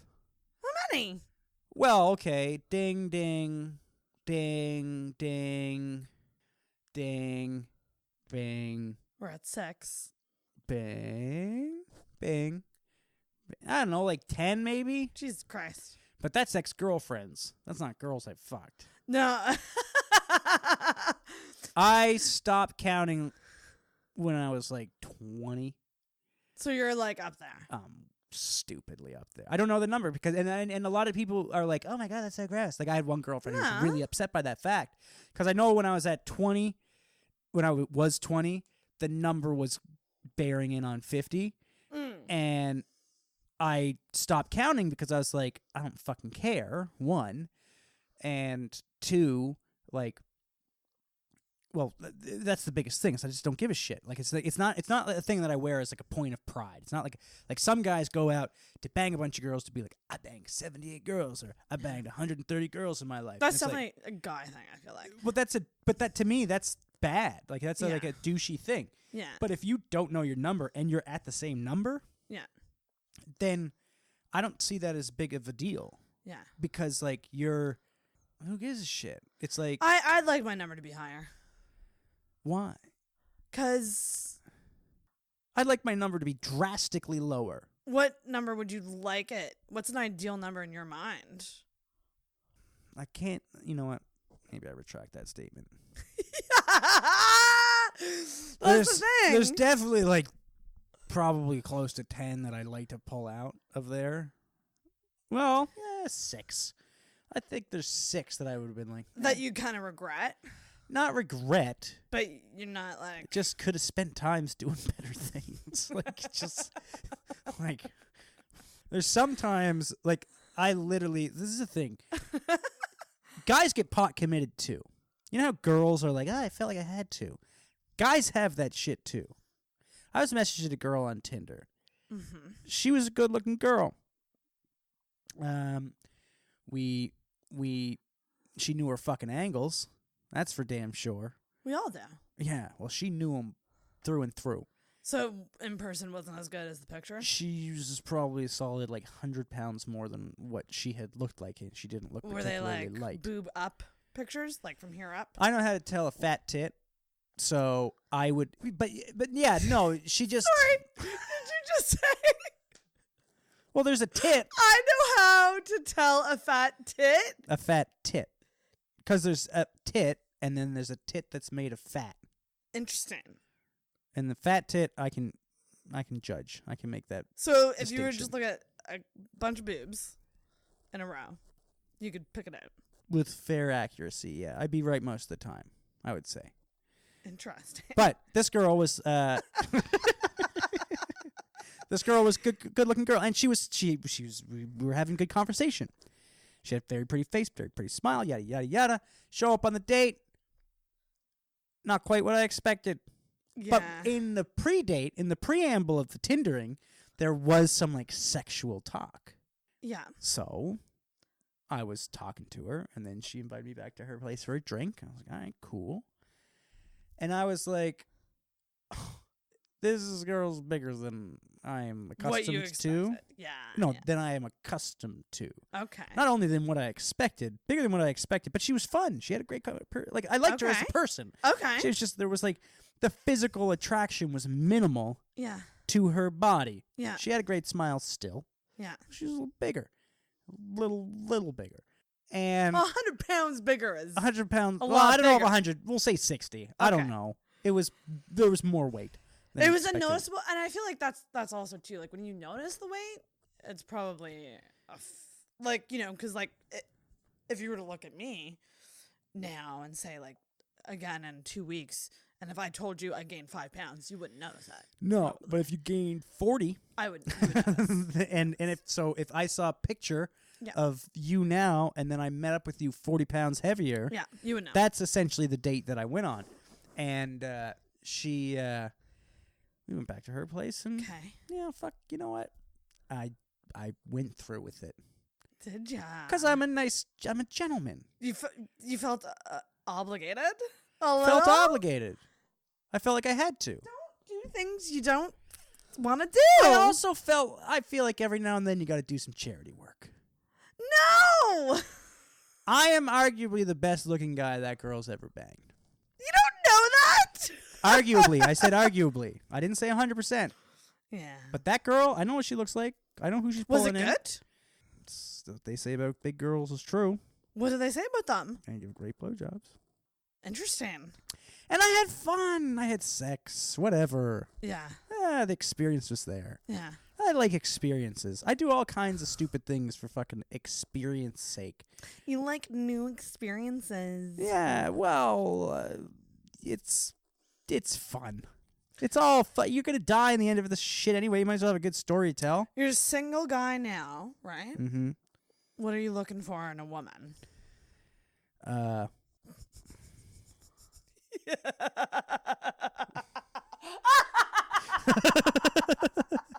This is turned into a cheesy dating ad for Scott. This is where you wish you would have had a video podcast just to see the disgust form on my face. We haven't even gotten into comedy yet at all. What do I look for in a woman? What's your type, or what? I don't know, because do you well, first of all, do you believe in types, or some people don't? Some people are I don't have a type. I don't know if I have a type.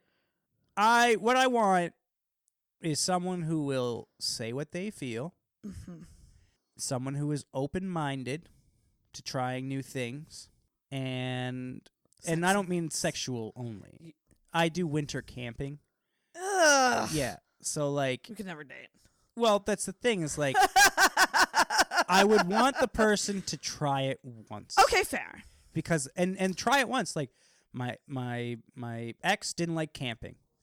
She wasn't a big camper, but I was like, you gotta come fucking camping with me on this one night because we went to an island and it was a great time.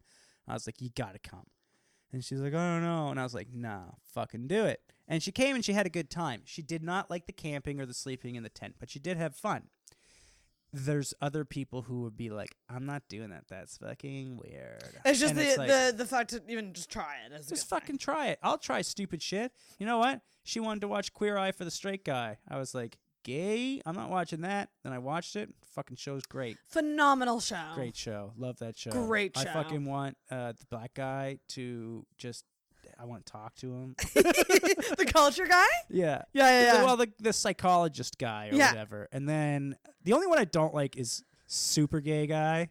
Jonathan? Is that who he is? Oh, the hair guy? But I don't like that type of person. But I still think I'd have a fun time with him. Oh, yeah, they're great. I do have some flamboyantly gay friends. They're not super flamboyant. Mainly, I have a buddy who I met down in Cuba. And his name is Bill, and he's my favorite person just because he's gay, but he's not you don't have to. I get to call my favorite type of person of any demographic is a person I can make fun of because of that demographic. Right. So Bill, all I do is call him a giant fag all the time. But he's okay yeah, and he always comments. I'll post progress pictures of my workouts and shit like that on Instagram every now and then, and he'll be like, "Oh, I'd like to get in bed with that," or "I'd like," and I'm like, "You watch out, or I'll come on your face." It just we'll just that's, and I'll call him, or I'll say "Yeah, I'm sure you would, you giant fag," or something like that, and it's my friend Malia commented on a.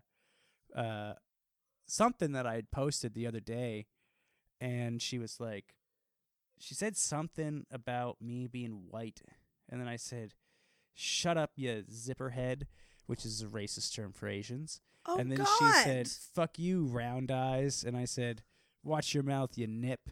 And then she said something else race, whatever, cracker, and I was like, "You don't want to fucking go on a racist back and forth with a white guy. We invented this shit, you goddamn gook." And she's none of those things. She's Chinese, right? So she's not Japanese or You put Korean. this all on Facebook? Yeah. And that's the thing people don't understand. It's they hear me use the words I use. It's you don't understand. My friend Nasser in Toronto, Nasser Kazmi, he's a Paki, and he told me, don't ever call me Pakistani. He's if you're talking about me, don't call me Pakistani. That's way too many syllables when Paki does it just fine. Everyone knows what you're talking about. It's not offensive. Paki. I'm a Paki. Who gives a shit? It's Pakistani. I think the important thing here is that you're doing this with people that it's predetermined that you're not offending them. But then somebody else over here. You wouldn't say that to... I'm not going to go up and, to the fucking corner store guy and be like, "Hey, man, a poo or whatever." Oh, my God!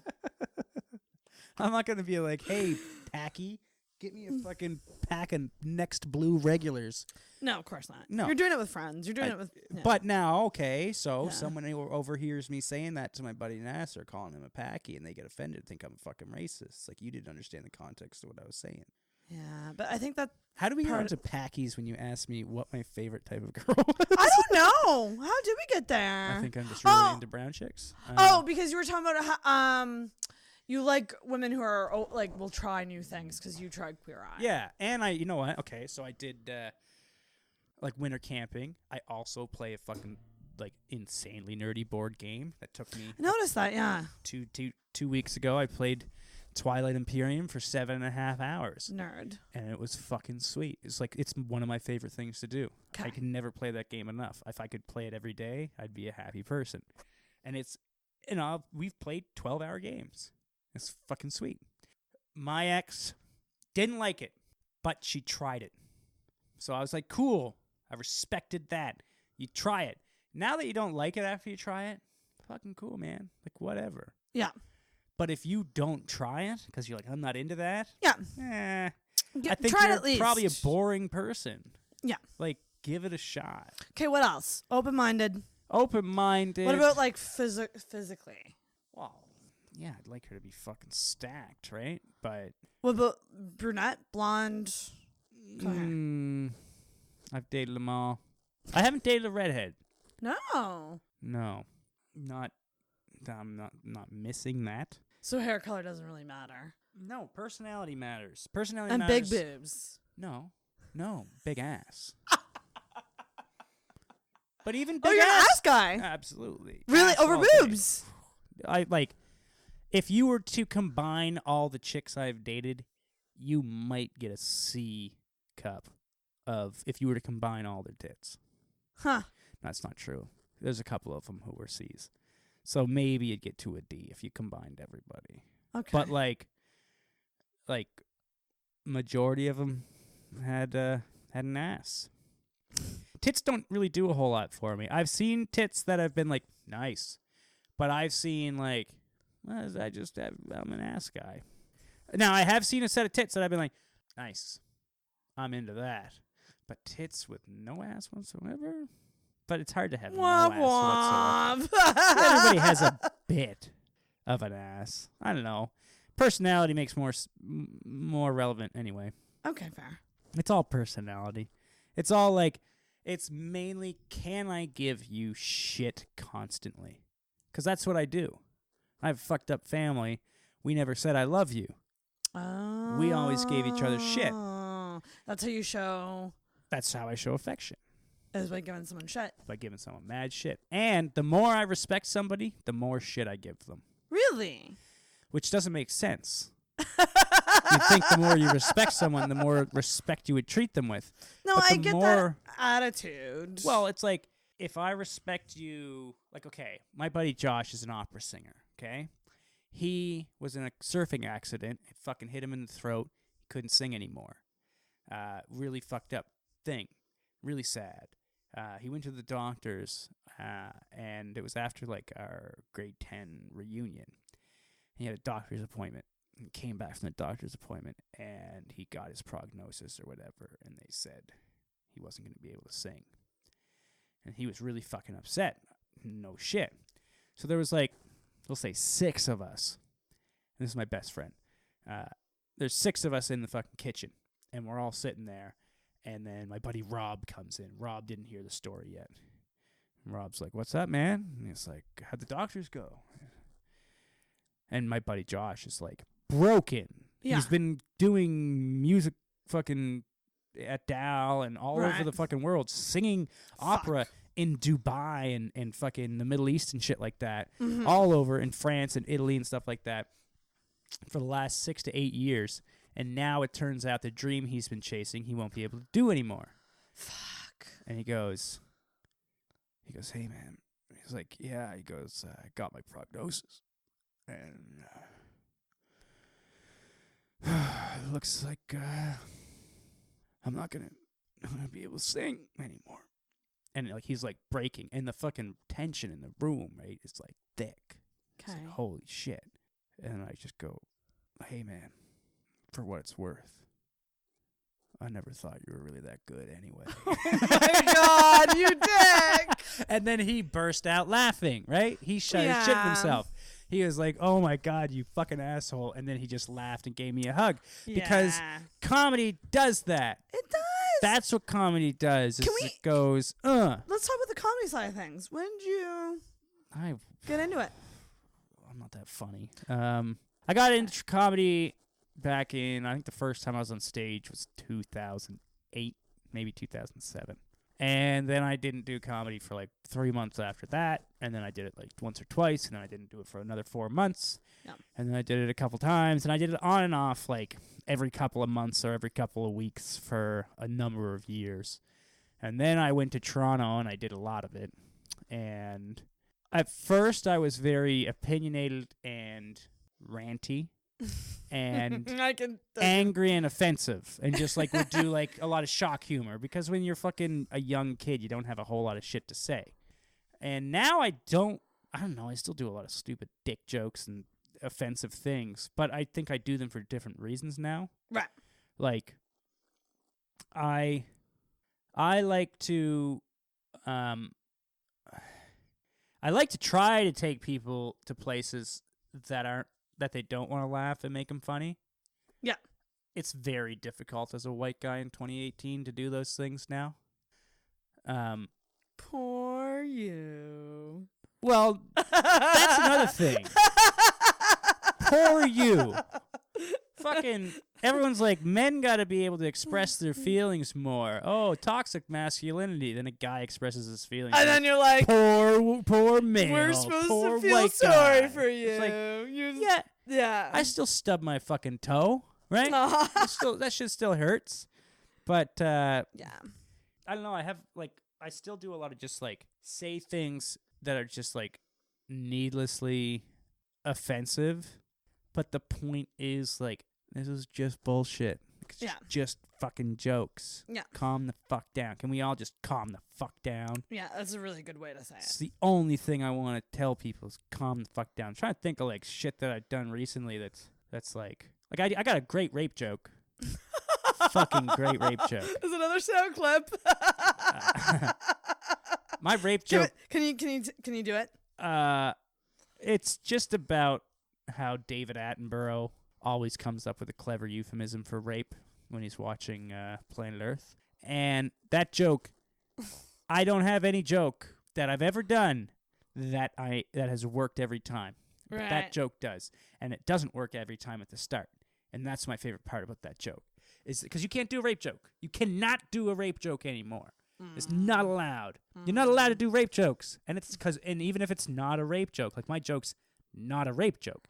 It's a joke about how David Attenborough's voice is so astounding and pleasant that he can say whatever he wants and get away with it. Right, and no one will and it makes raise it a flag or anything. Exactly. Yeah. And he gets away with saying so many things. He'll fucking mispronounce words constantly. Sloth. The three-toed sloth. What? It's a fucking sloth, David. But he calls it a sloth. And they're just like, yeah, that's what he does. Just let him say words randomly as he says them. So, the joke is that he sees he has to, like, every animal, like when he's doing Planet Earth, every animal rapes. Yeah. There's no animal on the planet that doesn't fucking rape. Right, it's true. Except they just come up behind them and they fucking rape. You know how many ducks? I once saw a duck get gang raped at Point Pleasant Park by 10 other ducks. Shit! Why didn't the duck fly away? Right? It's got wings. It knows how to fly. Clearly, because those other ducks have flown with that duck so long that duck is now too tired to fly, and they all fucking took turns. I'm talking about they surrounded the duck. And when the duck tried to run out, because it couldn't fly because it was too fucking tired, it would try to walk out of the circle.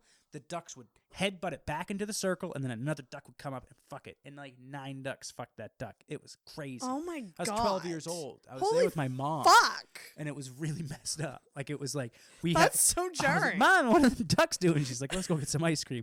Like we can't watch this. And I was dumbfounded, right?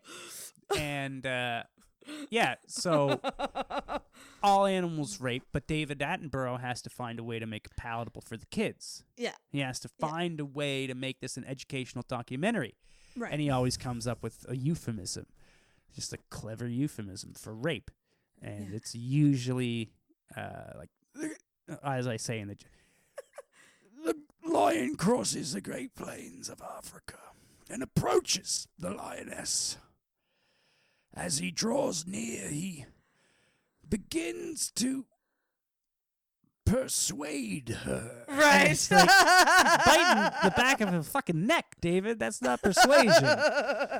And that joke, whenever I say clever euphemisms for rape, the entire room goes. There's been 2 times, I think, that the room has laughed at that. Because people clearly are comedy fans and know what's fucking going on. Yeah. But most of the time, everybody shuts down. They're like, no, you said rape, we're not dealing with it. We're out. We're out. We're fucking all out. They check out. But then once I say persuades, it always gets a laugh every fucking time. You just I've gotta done hear it out, people. You just gotta let, because people get it. Like because I think that joke is clearly enough like persuasion. That's not that's happening. And I go into it a little bit more to explain why that's not persuasion. But that's a joke that tells people it's okay to laugh at that thing.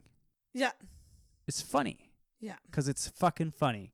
Because it's ridiculous. And it's a place, like, my favorite comedian, as everyone said, everyone calls me Diet Bill Burr.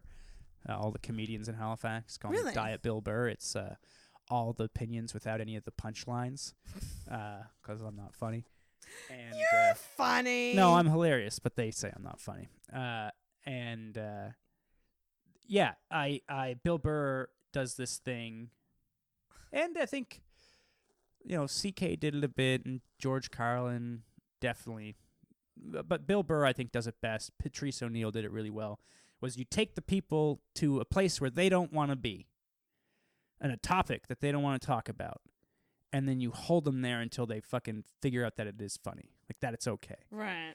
Like Bill Burr has a bit about Chris Brown beating Rihanna, and asking what was the conversation that happened in that car. Like, do you think that she was just looking for napkins, or do you think that maybe she was saying some fucking evil shit, and then he started to fucking wail on her, and I'm not going to do the bit justice. It's 10 minutes long, and the way I say it right now is like, what the fuck, man? Yeah. But if you listen to the bit, it's one of my favorite bits by him, because he goes to, like, a dark place. He goes to a very dark place, and it's fucking hilarious. It's really good.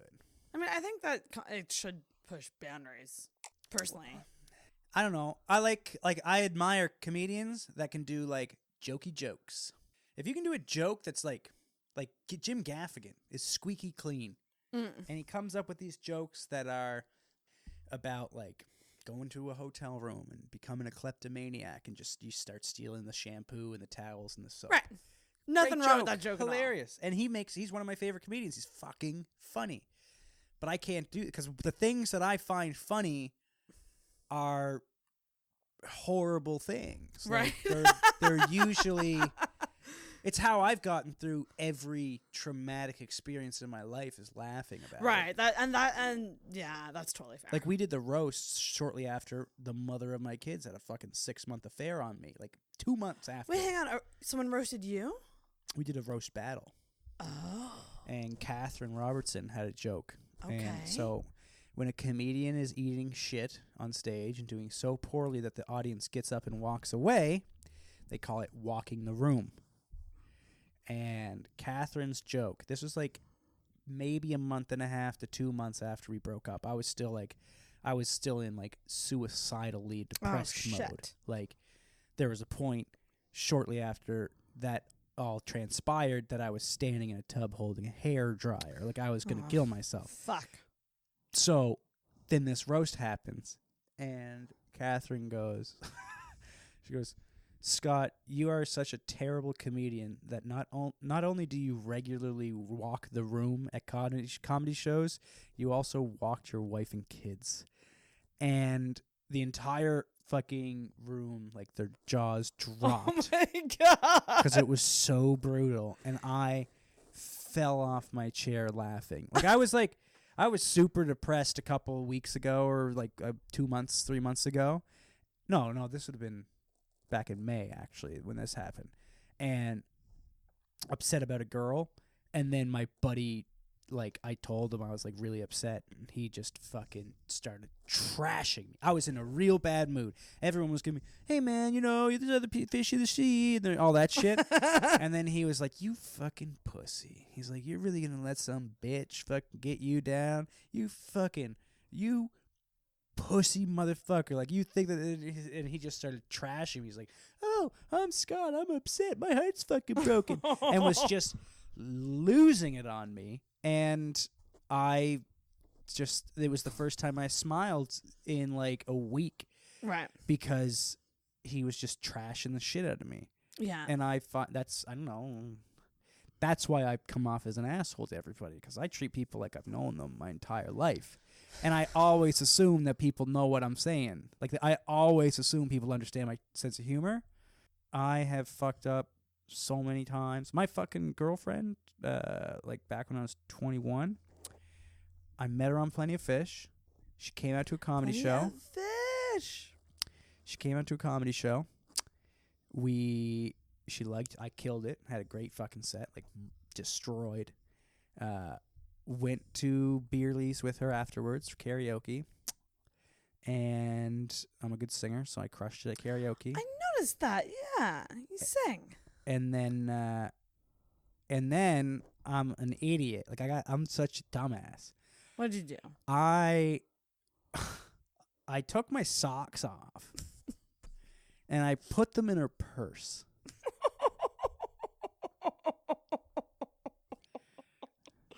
But and this is the first time we hung out, like the first date. And I was like, why did you take your socks off? Because I said, you know what girls like? Girls like a guy with confidence. And I said, and I want to show you confidence. And so I was like, you want to know confidence? Confidence is taking your fucking dirty socks off and putting them in a chick's purse and not giving a fuck. God. Which was, to me, a hilarious joke. But then, as soon as I did that, she texted her friend. She was like, he put his fucking socks in my purse. We got to get out of here. And she left. And then she was like, oh, we got to go. Sorry, got to catch a bus or something like that. And then she left. And then, like, 3 months later, she messaged me. She was like, hey, that's kind of weird, but ever since we went out, I can't stop thinking about you. You left a fucking impression. You made a mark. She did turn out to be fucking batshit crazy. What's with all these women troubles that you got? What's going on there? That's not a whole lot. Just things that just don't work out. Well, the only big trouble I had was the ex that had the affair. So were you married? No, we were, but we have kids. So oh, right. What's the fucking difference? Shit. Okay, so this was the baby mama. Yeah. Oh, fuck. Yeah. That's brutal. So that was rough. And then, but other than that, most of my girlfriends have been pretty tight. I don't talk to a whole lot of them afterwards because, like, there's 2 that I talk to. Maybe more than that. But I just, I haven't had a whole lot of, like, bad women issues or crazy women. My ex that I said was crazy was fucking crazy. She's not crazy anymore. She's one of the exes that I still talk to, like, regularly. She's like the girl that was, like, that I mentioned earlier. And she's like, she lives in provinces over, and she's still a good friend of mine. We talk, like, fairly regularly, a couple times a month maybe. And that's fine. I haven't really had a whole lot of experience with, like, psycho bitches. There's one chick that I had on fucking Tinder. Oh my god. Me? No, this stupid cunt. Oh, I wish I fucking knew her stupid name. I wish I knew her name. I'd say it. Oh, fuck. I'll find You'd probably only know her first name. Oh my god, what a lunatic. What's her stupid fucking name? Oh, wow. Look at that. Blowing up, though. Instagram here. Oh. Okay. I want to group down. Her Instagram is you want to talk about a fucking psycho. What a fucking idiot. So I go and I message this girl, and we're talking, and, you know, we're having a blah conversation. And I usually want to, my Tinder game is, let's fucking meet. because otherwise this is going to fizzle into nothing. It's true. So let's meet so we can actually like learn who we are as people, because you can't make chemistry on a fucking text conversation. And she was hot, so I was like, Google fucking her Instagram, Ludfin, and she's a good looking girl, good enough. And so she's like, yeah, let's meet up. And I'm like, cool. Or I said that. She was like, cool. So we're going to meet up at fucking Friday at fucking 7:30. So I messaged her at 11 a.m. I'm like, hey, we're going to meet up still? She's like, yeah, cool. And then I messaged her. No, I messaged her the night before. Okay. And then that morning I messaged her. You and always then gotta do the like, morning are we still follow-up. on tonight? And she was like, yeah, or something like that. And I was like, cool. What time should I come by and pick you up? Or whatever. Or what time, where do you want to meet? Whatever. Yeah. Do you want me to pick you up? Specifics. Do you want me to blah, blah, blah? Yeah, like let's get the specifics out of the way. And then she just stopped responding. Ugh. And so now we were going to meet up at like 7 or something like that, and 7:30, and it's veering on like 4 or 5 o'clock. And I'm like, hey, where did you want to meet? Or do you need me to pick you up or whatever? No answer. And then at like, we'll say 5:30, 6 o'clock, I was like, hey, can you, I was like, please don't fucking ghost me. Can you just, I was like, I don't give a shit if you don't want to hang out tonight, but can you just have a little bit of respect and say, I don't want to hang out? Yeah. So I can make fucking other plans. Absolutely. And I said this respectfully. I didn't say anything fucking. I said, hey, do you mind just telling me whether or not you actually want to meet up? Because if not, that's cool. I'm not going to give you shit, but then I can make other plans. I was like, at least have a little bit. And I was like, just have the respect to give me a yes or a no, because then I can, not be wondering. And then she was like, I can't fucking stand you fucking men. You all think you're entitled to the fucking world. You pieces of shit. I can't. And I was like, what the fuck? Calm down. I was like, well, I'm just asking you. I was like, you don't owe the person behind you. Like, you don't owe the person 2 feet behind you to hold the fucking door when you're walking into the mall. But you hold the door because you're not a cunt. Yeah. And I said that to her. I was like, you don't. I was like, I didn't say you fucking Well, owe me anything. you had plans. Yeah, I'm you were just saying, solidifying the fucking, I plan. don't care if you change your fucking mind. Yeah. Just tell me if you're going to change your mind. I'm just saying, Exactly. give me that little amount of common courtesy. Absolutely. I can't stand it. You guys, all you fucking guys. So I don't know if like she was hurt. And I was like, you know what? I'm glad we didn't meet. You're a fucking psycho. That's cunt. insane. And if you look at her Instagram, oh my God. I mean, she's really pretty. Yeah, she's really pretty. But she's a fucking lunatic. That's all she has going for her. I think she was deeply damaged and she has nothing. Interesting. I think she's just a sad person who got hurt by 1 or 2 guys because she probably is hot. This is the thing about hot chicks. Hot chicks date hot guys. Hot guys fuck hot chicks and don't care about calling them back. Yeah. And then the hot chick fucks a bunch of hot guys and then never gets called back. And then she goes, guys are pieces of shit. And it's like, well, maybe you should stop making how hot the guy is The number one your thing. number one fucking priority. Yeah, you're right. You're right. Because that shit typically There doesn't... are hot, nice guys. Sure. You're But- talking to one right now. Oh, I'm a 7.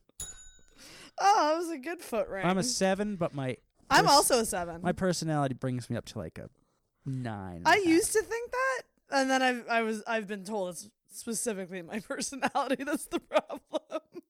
What? No. That's what my fuck buddy told me. Why we don't date? Because you're strong-willed? Well, he said, I don't know how our personalities would mesh outside the bedroom. So how do you get a fuck buddy? The first night we met, we hooked up, and we kept hooking up, but then we stayed in touch, like texting and stuff. And so I'm now the in-between girlfriend fuck buddy. Maybe we're not really buddies. Yeah, fuck. You're just the fuck. That's what it sounds like, right? Like, we don't hang out as friends, but like we talk and we know each other, and and I generally know what's going on with one another. I haven't had a Generally. fuck buddy in a long time. I mean, it's a good situation to be in. Well, I don't know. I'm a sensitive individual. I'm an emotional being. Oh, God. That's true. I probably am clingier than most guys. Really? Not super clingy, but I don't know. Did you get jealous? Oh yeah, Yeah. I get jealous. I'm glad All you guys can admit get that. jealous. Well, some guys don't admit that, right? Yeah, but Some all guys- guys get jealous. It's an ego thing. No. I don't get jealous. I don't care. Yeah, no, guys will say they don't, but they fucking do. Yeah, Because guys want to be the one guy. They want to be the shit. that's true. It's the fucking way you're supposed to be. You're supposed to be the shit. Mm-hmm. And the object of all desire. Yeah. But I'm done fucking impressing women. I'm done impressing men. No, Actually- you gotta fucking change your tune, sweetheart. You gotta fucking get on the impress train. No, by that I just mean I'm just going to be me. Okay, fair enough. And I will, if there's someone I want, Just I lower will- your I will fucking go after it. expectations. oh, my expectations are fairly low. Like, they don't have to be lowered in any way, shape, or form. Yeah, I'm gonna walk over to the Rotary and pick one out. No, I just mean, like, it doesn't take much to, like, respond to a fucking text, follow through with a plan. That's really all you gotta do to, Yeah. like, because I just hate people who don't fucking know how to make a goddamn plan and stick to it. Yeah, It really bothers pisses me off. It's tough sometimes, but for single people, there's no excuse. There's no excuse. Exactly. I think we're gonna wrap it up. Oh, shit. We're at 2 hours. Are we and still going to Snigley's? I don't think so. I don't think the show's still going. Oh, it's going. Well, if we want to go, we can go. But let's close out the show Let's first. close out the show. Scott, thank you for this. This was fun. What the fuck is this? Oh, thank you. I want to keep that in without context so people just think that you just woke up from a coma. Yeah. That I drugged you this whole time and you're like, what? What's this yeah. microphone? What have we been doing? No, I think I got tagged in the Secret Santa letter or something like this. Oh, I for don't know fuck's what sakes. the fuck this is, but it's some crazy shit. It was nice to get to know you more. Great to get to know you. Hopefully you'll be back on. I'll come back on. Maybe next time we'll drink rum and what did you say that your drink used to be? Rum and We should definitely get more drunk before the podcast starts. next time, yeah. Because I feel like we had a slow start. Yeah. I feel like you should cut out the first 30 minutes. Oh, I'm keeping it all. Keep it all. I don't know, maybe the audience will like it. But it wasn't until I really started talking about the race shit that things started to get fun. It was great. It was awesome. Thank you for coming on. And Oh. do you have any shows coming up in Halifax that you want to tell people about? Fuck. Or like, I don't know. is there anything you want to plug? Do you want to plug your Instagram? No. Do you do you want to plug anything? Follow me on Instagram. There you go. Hold on. What's my Instagram? You don't know your Instagram handle? I think it's Scotty- probably Scotty Mac 2332. How do I find it? Profile. Scotty Mac 2332. Watch me post beer things and hot shirtless pictures. every now and then a hot shirtless picture, but now that I'm done my workout routine, it might get worse. Although I'm going to try to keep it together in the winter. Lots of beer stuff. Message me if you want to try my beer. We'll work something out. It's actually really, really good. My beer's pretty tight.